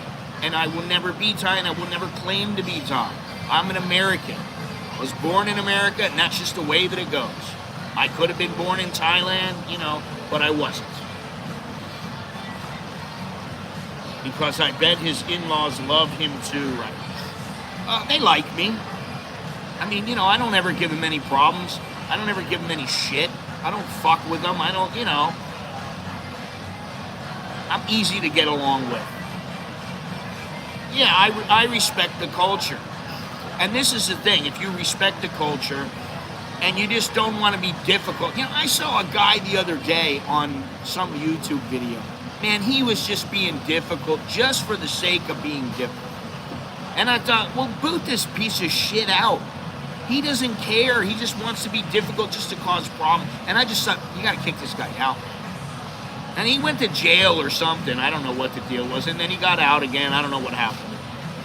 Anyway, let's get to this. That was the friendliest cities. Let's get to the friendliest countries. Let's get this done here. Let's go over this. You might be surprised. Number 10 is Seychelles. 115 islands off the coast of East Africa. 107,000 residents. That's it. It's the least populated country in Africa. Locals are proud to share their slow-paced lifestyle and kaleidoscope heritage with continental differences woven through their cuisine, music, and architecture. Wow, number 9, Vietnam, where I'll be in 2 days. Is it 2 days? 2 days, baby. I'll be there. I'll be streaming, I think, in 4 days. From skyscrapers in Ho Chi Minh, which I don't like the skyscrapers in Ho Chi Minh too much, or Hanoi. I don't like Hanoi all that much, just because of the noise and the busyness. And yeah, I got one friend there, but I probably won't go see him this time. Welcome, all Vietnamese welcome travelers with open arms. To paddy fields in Sapa. Listen, if you know anything about Sapa, you know it is a tourist trap.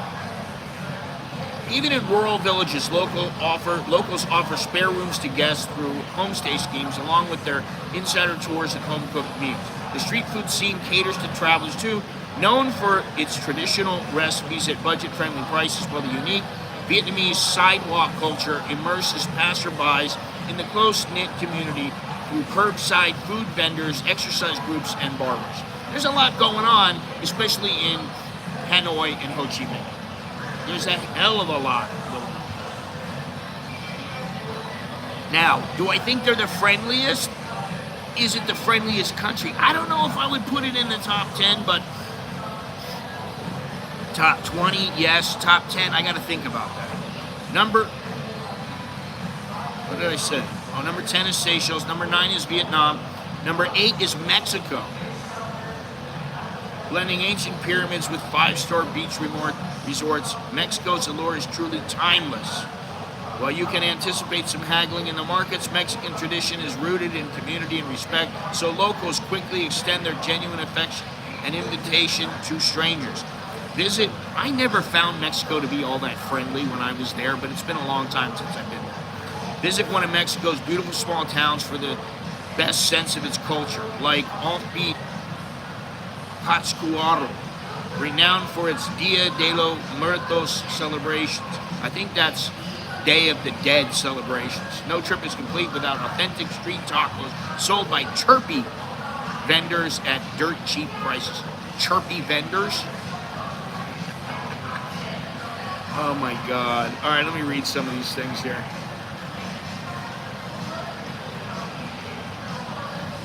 Does Vietnamese wife have to become American citizen to collect Social Security? Dude, you need to figure that out, because that's, she needs to be an American citizen for a period of time, and I think it's 3 years or something like that, 5 years, I'm not sure, I think it's 3, but she has to be an American citizen for you to collect any kind of money. Yeah, 5 years, okay. Spouses inherit Social Security checks. Yeah, if you've been there like 5 years, 10 years time, people will be talking about how cheap it was in 2024. Do you live in America? Should take your wife 10 years for citizenship at most. 10 years? No. It'll take a year to a year and a half for her green card, and then another up to 3 years if you're married to her. Like, my wife had no problem getting into the United States at all. It was so simple for her. I was so surprised. I was like, that's it? I have a really good friend in Vietnam. She's in Hanoi. You should meet her. She lived in Japan for a couple years. Nicest lady I ever met. Unfortunately, I will not be in Hanoi this trip. I'm not going there. And Hanoi, as I said, is not one of my favorite places. I would go there and stay there for a night or two if I was going there, but I'm not going. 10 years, people will be talking. Well, I talk about how cheap it was 10 years ago, 20 years ago, 30 years ago. I do it, and I understand. But, I mean, I think that the amount that Thailand has changed,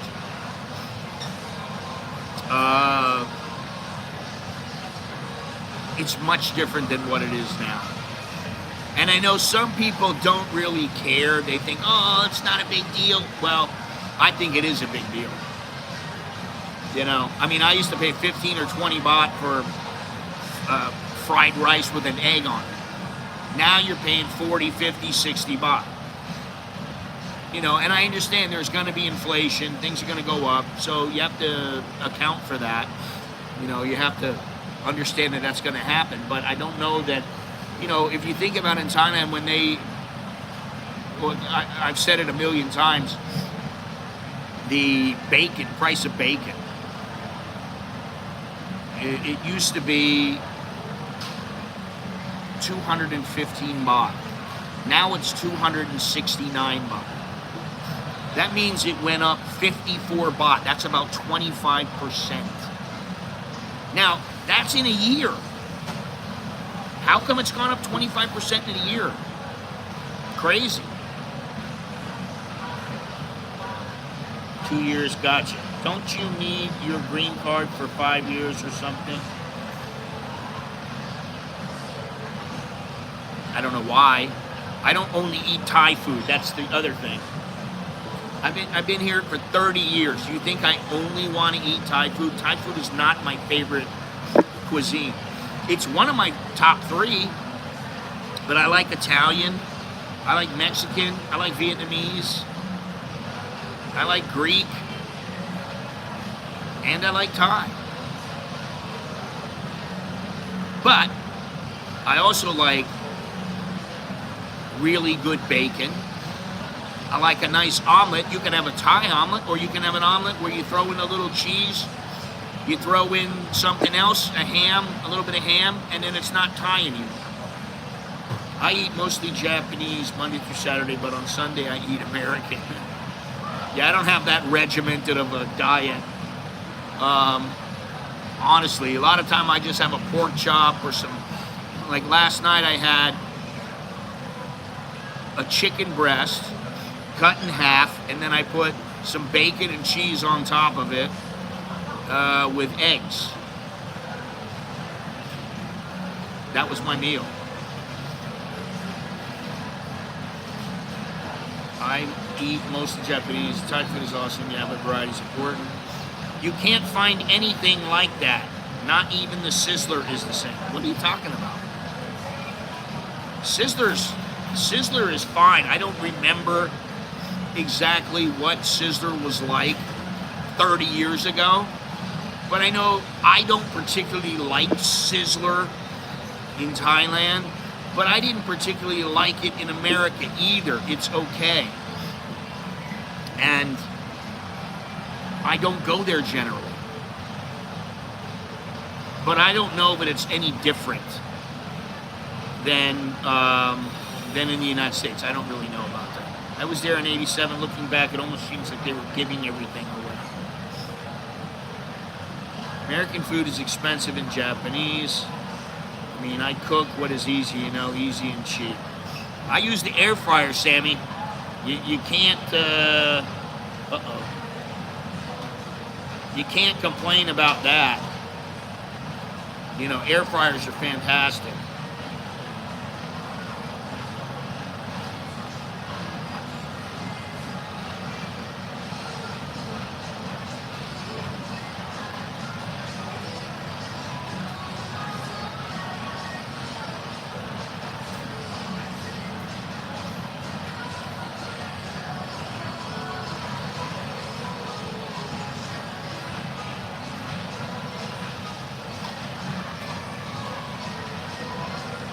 What about a convection oven? I just have an oven. I have an oven. I have a air fryer. I use it every day. Every day. Because you can fry things up and you don't need oil, which is great. You should open a restaurant. You don't think Thai people love our food? Dude, I'm not opening a restaurant. Are you kidding me? First of all, I'm 62 years old. I'm not opening up shit. Anybody wants to open something up, it'll be my wife. And if she really wants to open a Thai restaurant, it's not going to be here in Thailand. Where, you know, Thai food is a dime a dozen here. It'll be in Ecuador or somewhere else. Wouldn't matter.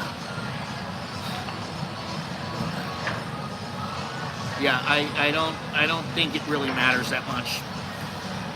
Honestly, it doesn't matter that much to me. Just not going to happen. Opening a restaurant, first of all, the margins are very low.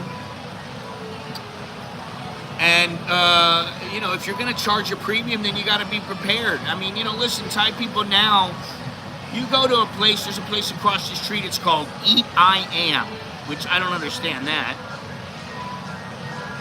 And you get out of that place, it's 300 baht. Now that's almost 10 bucks. And it's not that great. The food is not that great. It's nothing special. I see. I don't want to have to think about all that. Why? For what? I don't need to do that. I got the money to live. I don't need any more. I don't have to open a freaking restaurant. And if I did want to open a restaurant, and if we were going to open a restaurant, if my wife was going to open a restaurant, I would think about doing it somewhere else where we could make more money, quite frankly. But I don't even think about that stuff. It's not even in my wheelhouse. Unless you own a restaurant and you know about a restaurant, I just don't want to deal with it. It's too much. All right, let me read the rest of these places. Your number 7, Sri Lanka. Expect a cup of Ceylon tea, the liquid national treasure, followed by an abundance of curries with a hearty kick. This predominantly Buddhist nation is also home to the 3,000-year-old holistic healing practice of Ayurveda, making it an ideal destination for spiritual journeys and well-being retreats. Yeah, okay. I know somebody who lived in Sri Lanka, and he really liked it a lot. He said, for the money, he said, you know, I had a maid, I had a cook. It was great, you know. So I would go visit Sri Lanka, but it's not at the top of my list. Number 6, Japan. As well as being crowned the best country in the world in the 2024 Reader's Choice Award. Wow, I didn't know it was the best country. Japan returns to our list, this time specifically for its people. Let me see something.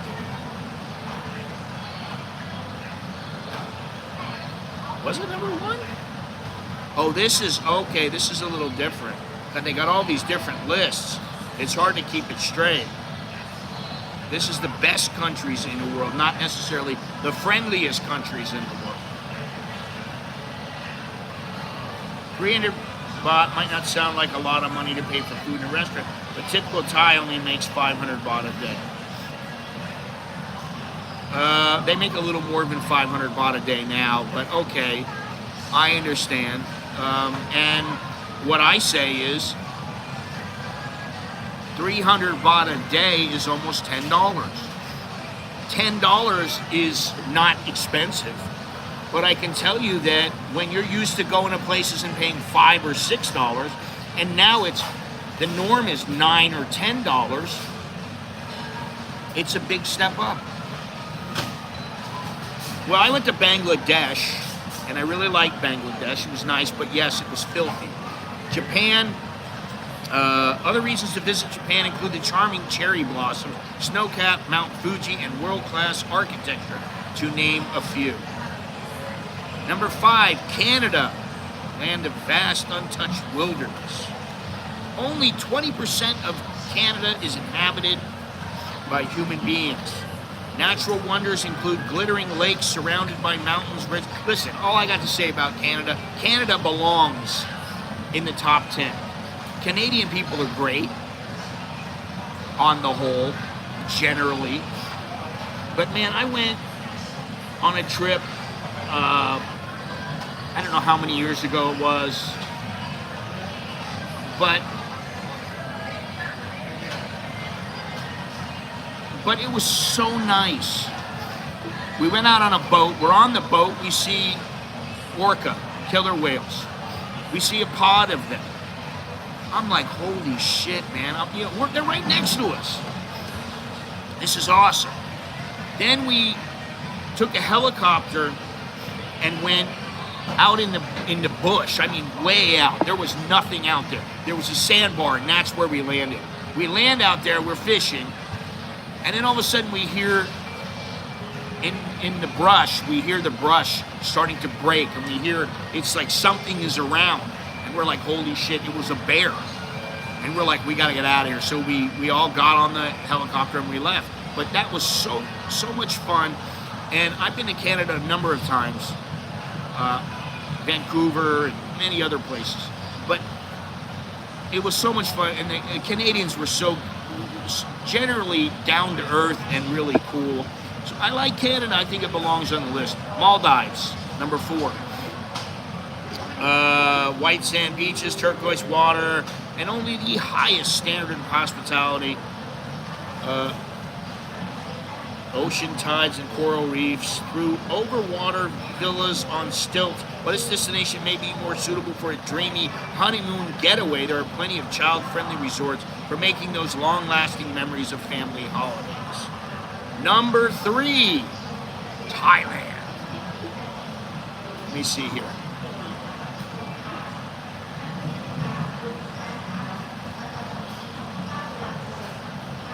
I was so lonely in Japan. No one wants to talk to you unless you can speak Japanese. Bangkok is one of the most populated cities on the planet. The market is there. Even the Tamils don't travel to Sri Lanka. They love to sing. You, the tourist, doesn't like Thai food that much. You could use a burger. Would you pay home prices for it? No problem, right? Well, it's a problem for me. I'm not a tourist. I'm not a tourist, and I don't want to pay 300 baht for a burger or 250 baht for a burger. Why? I can pay 80 baht.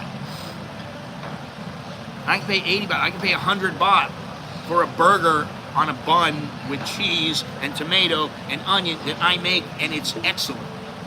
So why would I want to pay for that? I don't. He's right. Restaurant is not for everyone, but the market for American food in Thailand is there. You can be in this.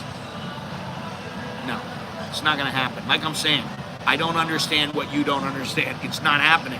Everybody's, people do this every once in a while. I don't know if anybody knows this, but a long time ago when Bangkok, what was the name of it? The Stickman. Stickman sold his business. It was a long time ago. I think he sold his business. I'm not sure, but okay, whatever. He was going to sell his business. And this guy contacted me, and he had watched the channel. The channel was fairly new. He said, "Oh, why don't you become stickman?" And I'm like, "Why?" "Well, I'll pay you a salary. You'll make money. Blah blah blah." I said, "No, I don't want to do that. Why do I want to be your boss? You to be my boss? I don't have a boss. I don't really need the money that badly. So why would I do that?" He was like, "Oh, but you know, it's the exposure and and I'm like, "No, I don't want to do that." And some people just don't understand. And when I was working back home, and I was a printing estimator, I used to do all the calculations of the printing because I was good at math, because I knew printing. And then they sold the company. I bought the customer list, and I had a bunch of furniture, and I had a computer. And I was like, okay, I'm ready to go. And so I called all the customers, told them there was a change, and I was still going to be in charge. I'll still price out everything for them. Would that be okay? And 95% of them said yes. But then this guy came into the picture that I didn't know. I just knew he had a print shop somewhere. He came over and he said, "Scott, I want you to work for me." I said, "Yeah, well, you know, what's your proposition?" He told me the proposition. It was like 60 grand a year or something. This is 30 years ago. And I said, "Nah, I'm really not interested." He said, "Why not?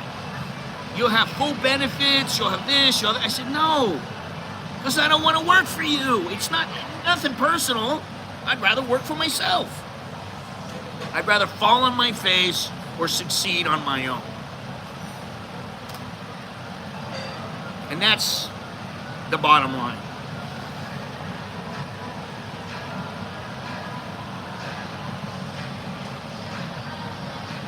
Dude, what don't you understand? I don't care what the deal is. I don't want to own a restaurant. Get it straight. I don't care what the deal is. I don't care what I get out of it. I don't care. I don't care if I do get residents. I don't care. It doesn't matter.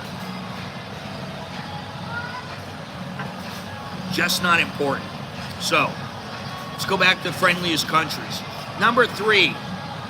I don't care what it is. Jesus Christ, what don't you understand? Thailand. As the highest ranking Asian country on our list, Thailand sets the standard for friendly communities across the continent. Thai people have a reputation for wholeheartedly welcoming visitors into their culture, provided by the announcement of visa-free entry for 93 countries, including the UK, earlier this year. Whether haggling at Bangkok's one-of-a-kind floating markets or diving amongst Koh Tao Island turtles and coral reefs, travelers can expect a warm reception as they explore the country's many wonders. That's the thing. The country has many wonders. They have a lot of things here. That's why I think it's a better place than Cambodia ever will be. Now, could the Philippines be what Thailand is? Well, I think so. At some point they could catch up. They have a lot to offer as far as their ecologically. Do I think they will? No, I don't think they will. So, Thailand's number 3. Number 2, New Zealand. New Zealand was included in the 2023 roundup of friendliest countries, although it re-enters the chart this year with an improved position and score.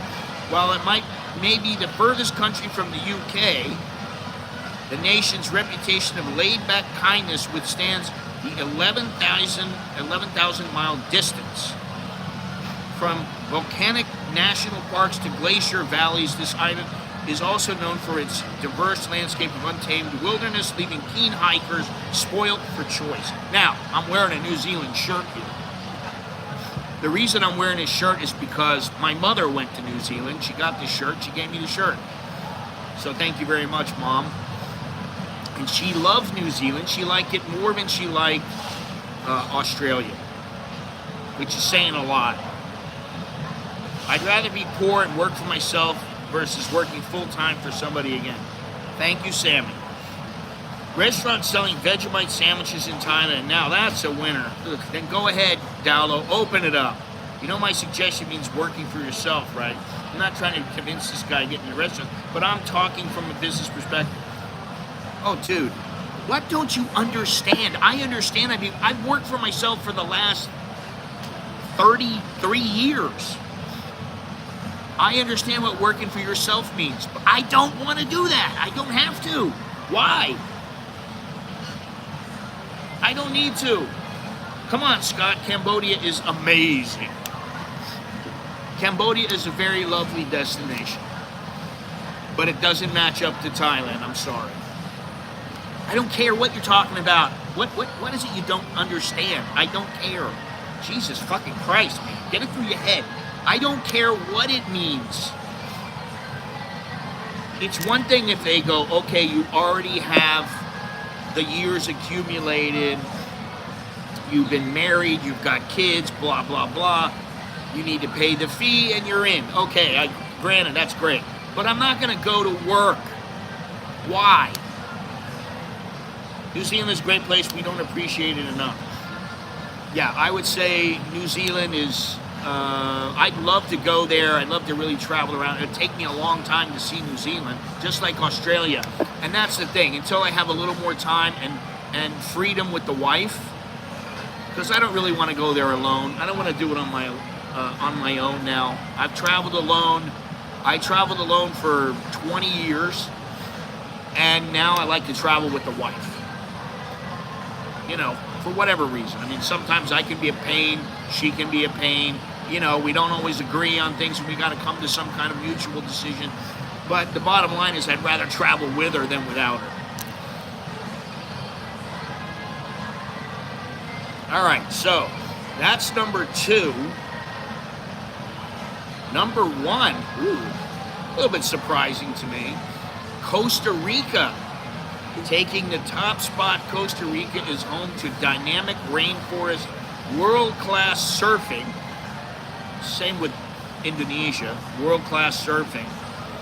And of course, friendly people. Pura Vida, meaning pure life, is their national expression, used by locals as a greeting, but also as a guiding principle. Kind of like Maipan Rai, Jai Yin Yin, you know, that kind of thing here. Costa Rican lifestyle is centered around positivity and gratitude, and this infectious optimism entrenches the outlook of visitors too. The country is a leading ecotourism destination. That means a lot to some people, with 25% of its land protected by conservation reserves, making it a place which is kind to both people and the planet. There you go. Sharing an experience is better. I mean, you know, when I was working as a journalist and when I was working in boxing, I didn't really think that way, because like when I was working in boxing, it was all work. I didn't have time to go anywhere. Maybe I was lucky I had time to go one place when I was there, wherever I was. You know, I went to Guyana for 2 weeks, and yes, I went and did things that were fun, but I had to think about the business at hand. And when it comes to photojournalism, that was a bit different. I did have some fun then, but you know, a lot of times you got to think about what are you shooting, what are you doing, how can you make money from this, what do people want to see, you know, what kind of stories. So, you know, it was a little bit different, and if I had her with me, it would distract me. Now I don't really have that. You were complaining you can't get residency. We're on a different level. My family is beholden to business. There's an opportunity, it's worth considering. Okay, good for you. You think differently than I do. I am not listen,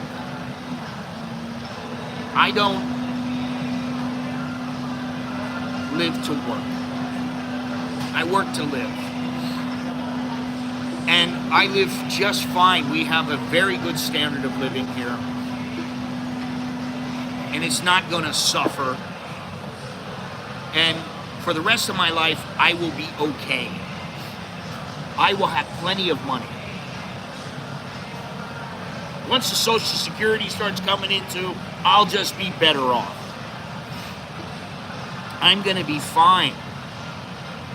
And my wife will be fine. So to start a business, risk losing a bundle of money when I'm set, I'm okay. To me, it's just stupid. And that means I got to actually do things that maybe I don't want to do. Very seldom do I do anything nowadays that I don't want to do. I'm restaurant folk, franchise across the Southwest, I'm fine. Okay, good for you, but I'm not. And I'm 62 years old. I don't want to learn the ins and outs of being a restaurateur.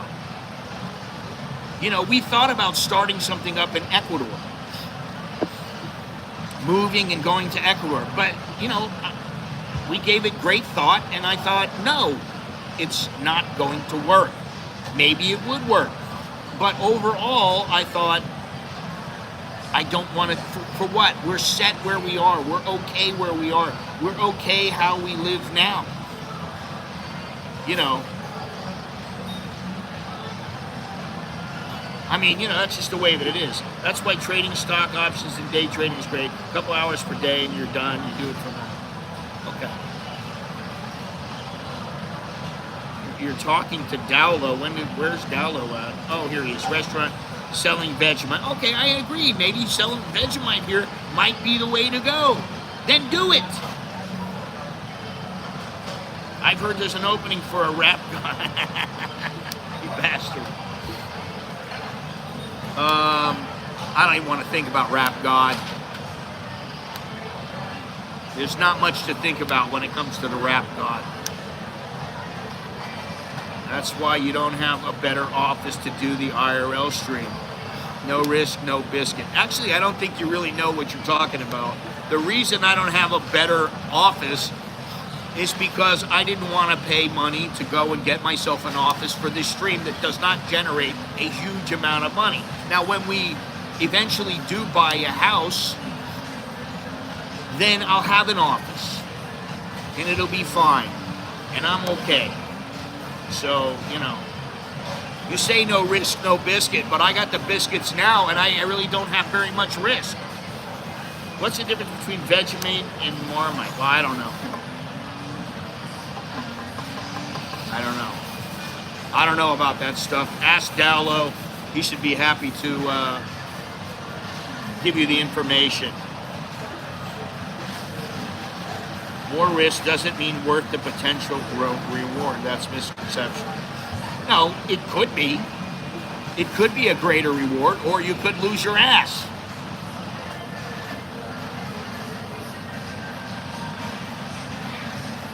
I don't know about the YouTubers in Cambodia. I don't know.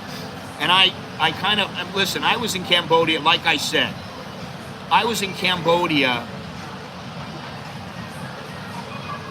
back when there were no ATM machines. When there was no Western Union there. When you had to bring cash. All you could bring is cash. That was the only way to be there. You had to bring cash in. And if you wanted to get money from an ATM, you had to cross over into Thailand and go to a Thai ATM, pull your money, pull your cash out, and then cross back over into Vietnam.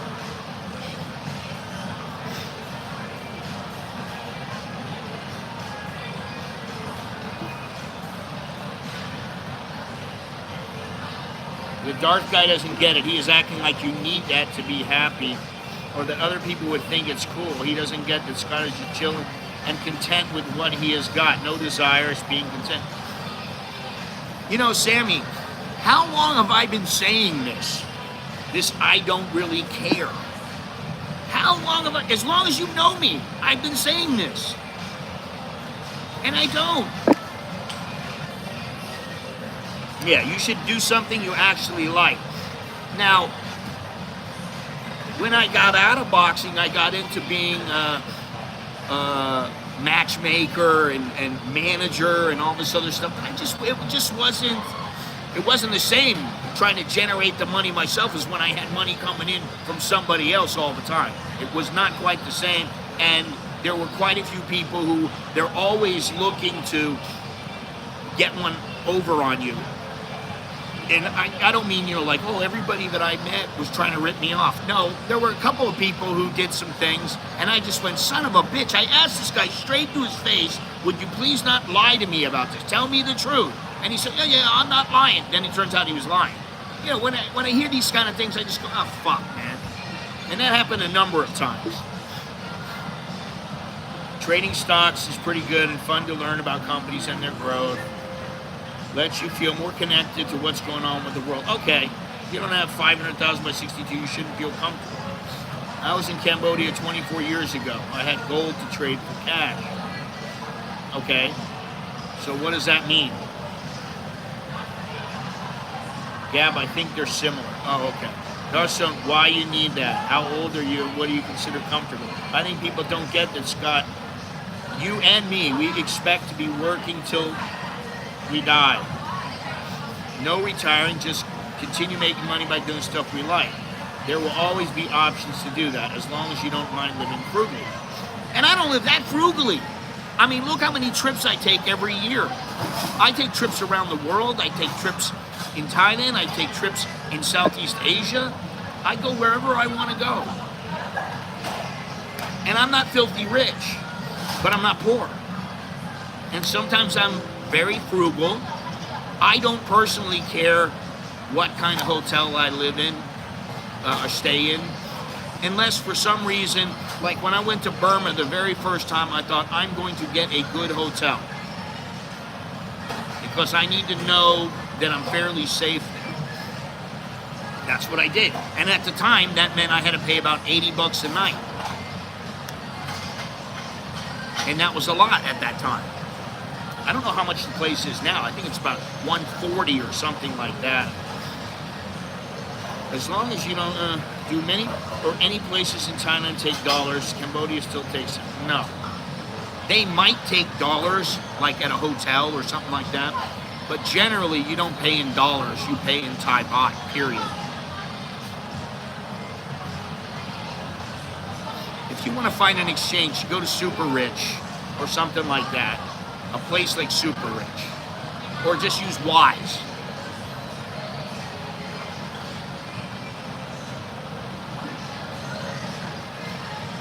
Thank you, Sammy. Yeah, I mean, listen, compare me to the people who are living in Thailand even. A lot of 62-year-olds are walking and they're like, they can barely move. They're hunched over. They're paying some whore to live with. That's not me. I mean, it doesn't really matter. If that's what you want to do, that's fine. But even, 62-year-olds in America, I don't think I act like a 62-year-old. I am what I am, and I know this is my age, and I feel like there's an appropriate way that you act when you're a certain age. But when it comes to, do I feel good or whatever, yeah, most of the time I do. I feel pretty damn good.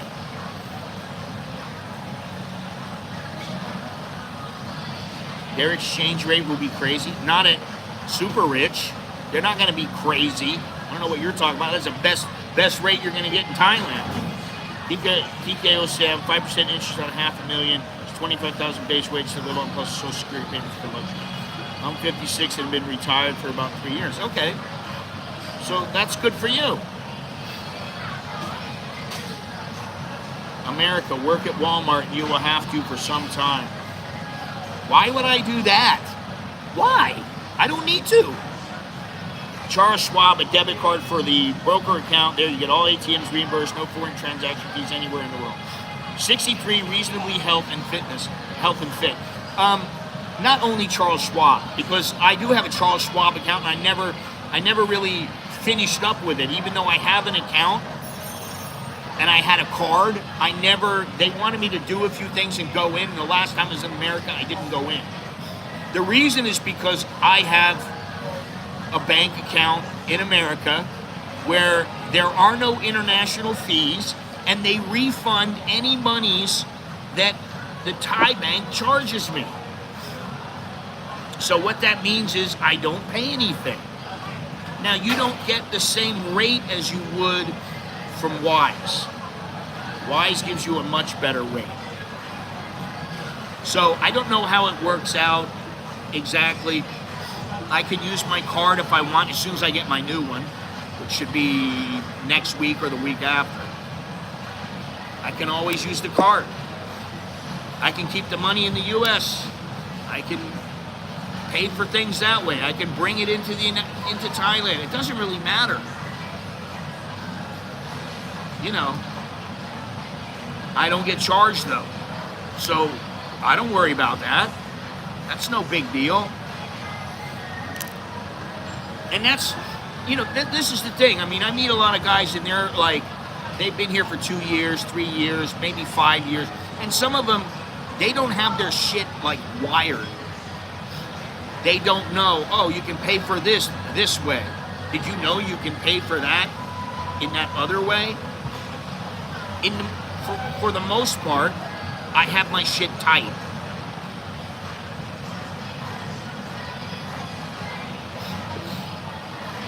Well, that just goes to show you that you don't really know what you're talking about, honestly. Because we've been looking for a house for like 5 years and we just haven't found anything that we really like. We've seen a couple of them and the payments are maybe $1,400 a month, and that's not that big of a deal.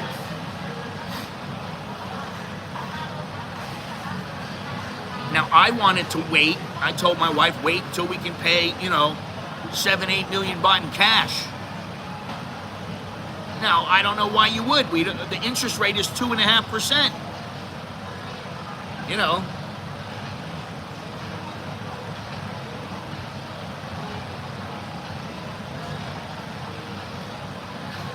And this is the thing. I've been here for 30 years.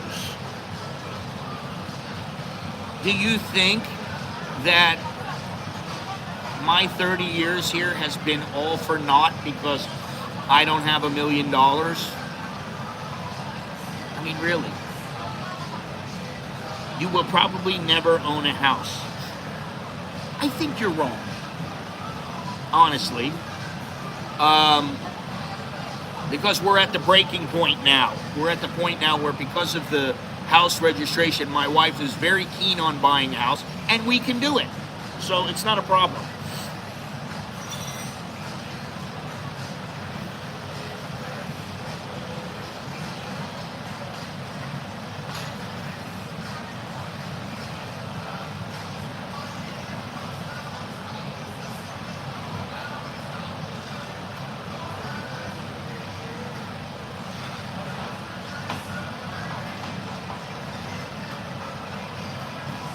I don't really care. It doesn't matter what they think. They have the right to their own opinion.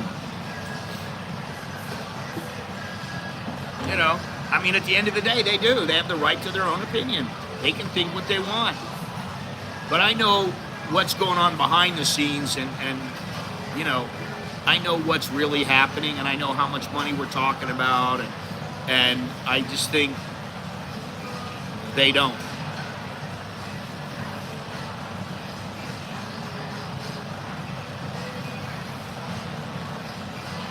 Well, I agree with that. I agree hardworking Americans should have enough money to buy a house. However, if you look at most Americans now, they can't afford to buy a house in America.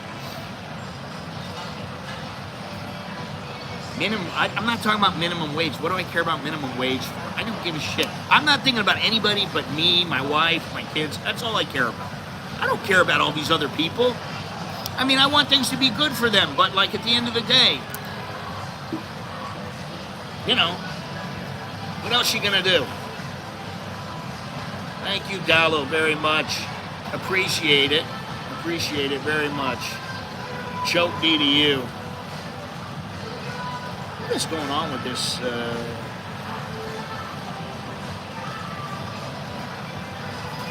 Oh man, my computer is freezing up again. Well, there are cheap homes. What? Let me read this here. There are cheap homes, but they are rural fixer-uppers in the Midwest. Yes, I understand that, but I'm not looking to live in the United States. That's the thing. We're talking about me. We're talking about Thailand.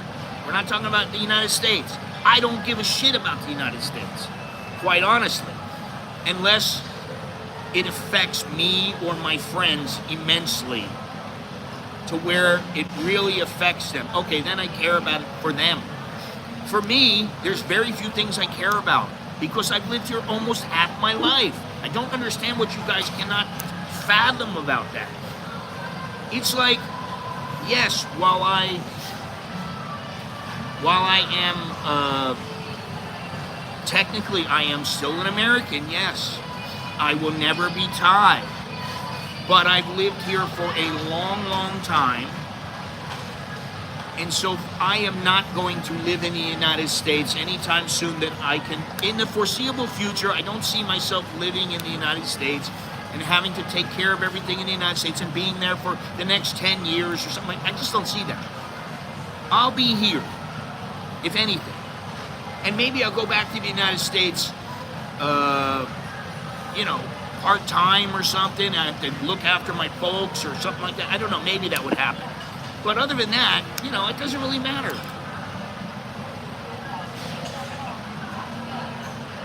Expatriate, I got it. Well, there are cheap homes, but disheartening. I mean, for people here, don't get excited. No, I'm not. I'm just saying. My people are Thai, will always be American, even if I live there, it still involves me. Sure as hell wouldn't come back to the States if I were you. No, sir. No, I'm not gonna.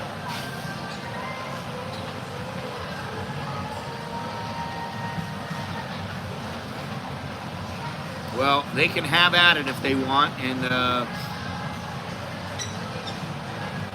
the bottom line is, this is how life is now, and I have said for quite some time that Thailand, to me, is better than the United States right now in many ways. Not all different ways, not every way, but in many ways it is. And cost of living is just one area,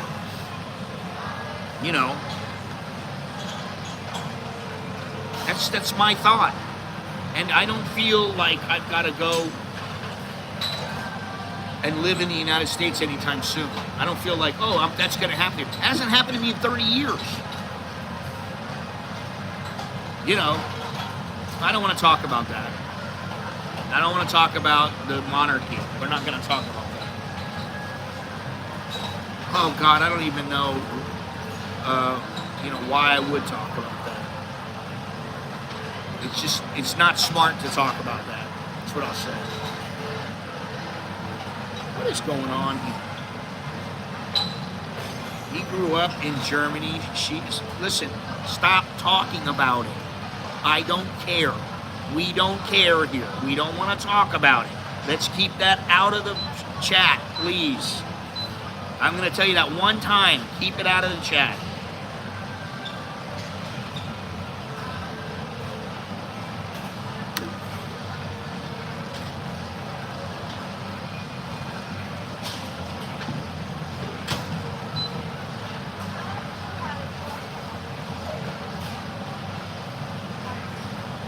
Dude, I understand you think how you want to think. That's fine. But I think how I want to think, and on this channel, we just don't talk about that. There's nothing worthwhile that comes out of talking about it. I don't want to talk about it here. I don't care what you have to say, what I have to say. It doesn't matter. Do you believe your kids may want to live in the U.S. some days? I don't really think so. Honestly.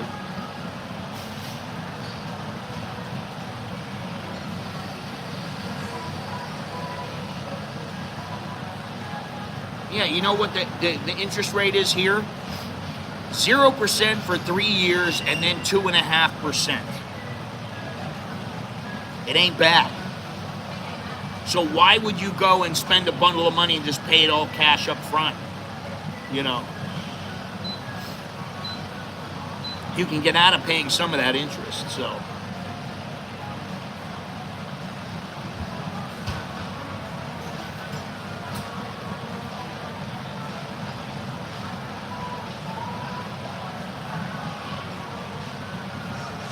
Now, did I get to number one? Yeah, I said number one. That was Costa Rica. Yeah, all right, so we finished up with the friendliest places. Very good.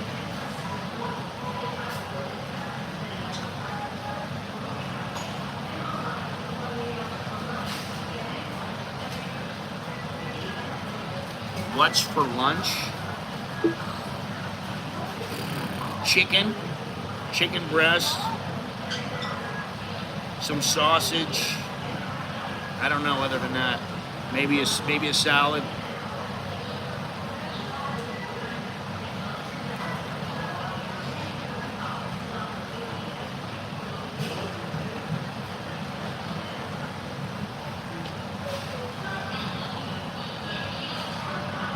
Today's a long stream. Wow.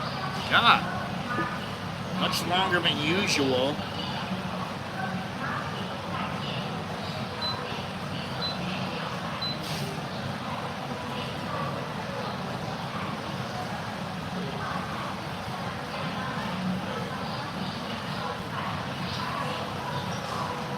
Yep, it's time to go. Got a lot of Japanese studying done today. Very good. Something keto. Well, that's the idea. That's the idea.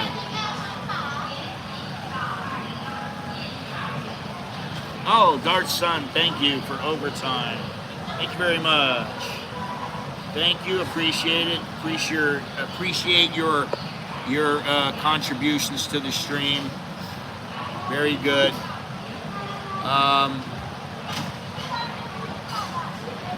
Yeah, we know we're the friendliest place. Now, I think what we're gonna do here, what is this?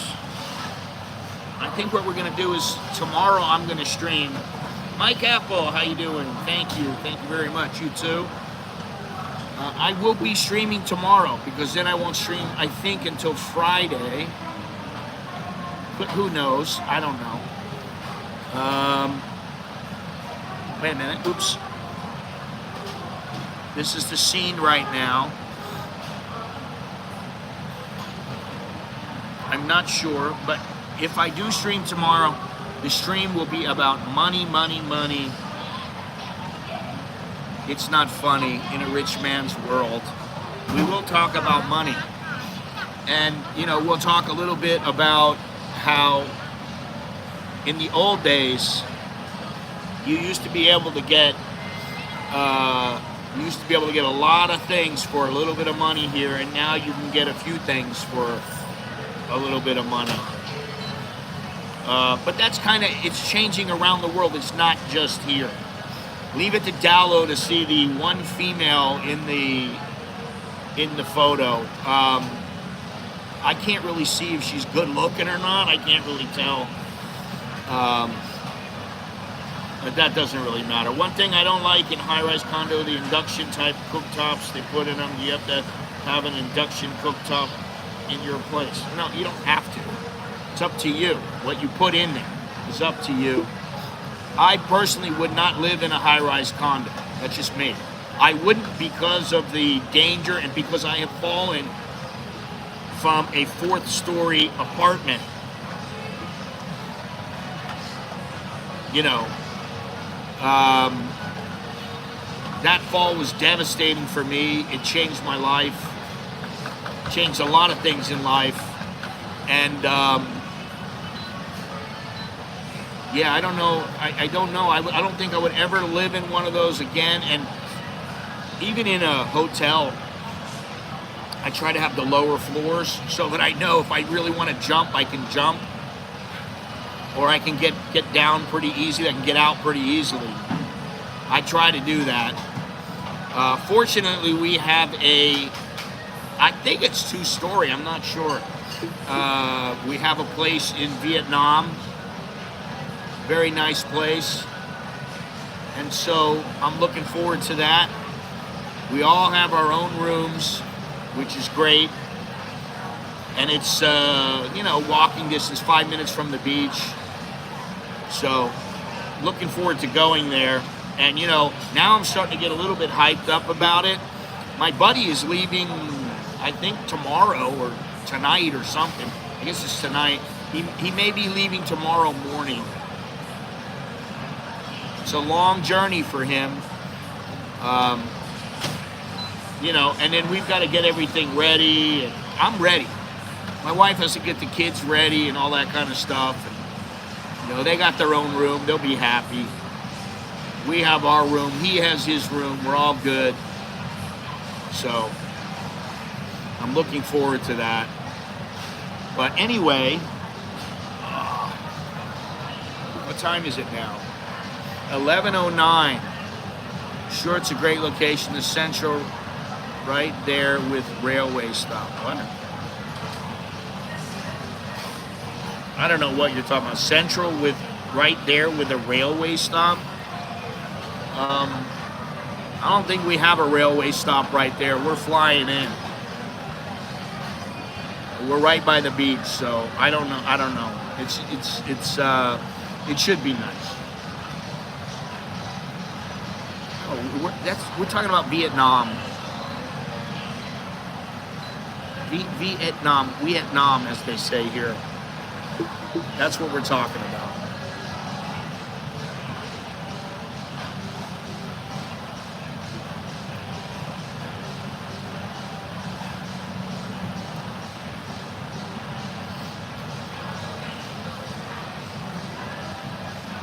Yeah, I don't understand. You lost me.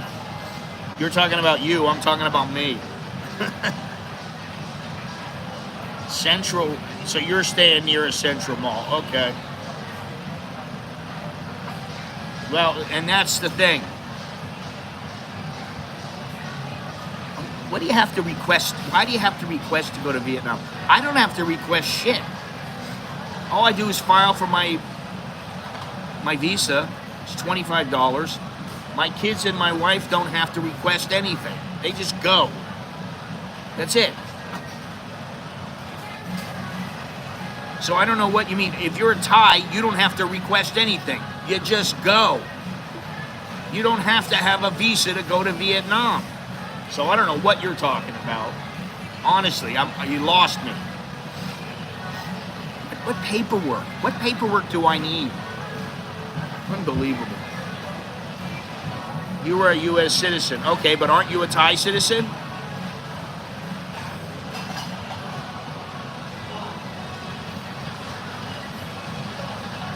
I thought you were a Thai citizen also.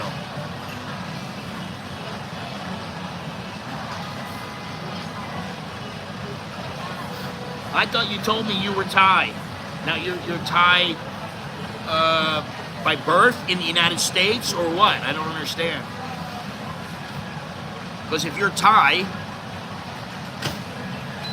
then, you know, yeah, actually I gotta go and, shit, gotta do this pretty quick actually. 17%. I have to go and get my printer ran out of ink. I don't have any ink, and I know where I want to get the ink from. It's going to take me a couple of days. So I want to print this visa out. Yeah, I don't know what the hell he's talking about either. But I want to print this visa out before I go there. I have it on my phone, but I also want it printed out. You make no sense. It means you make a choice for the Thai woman.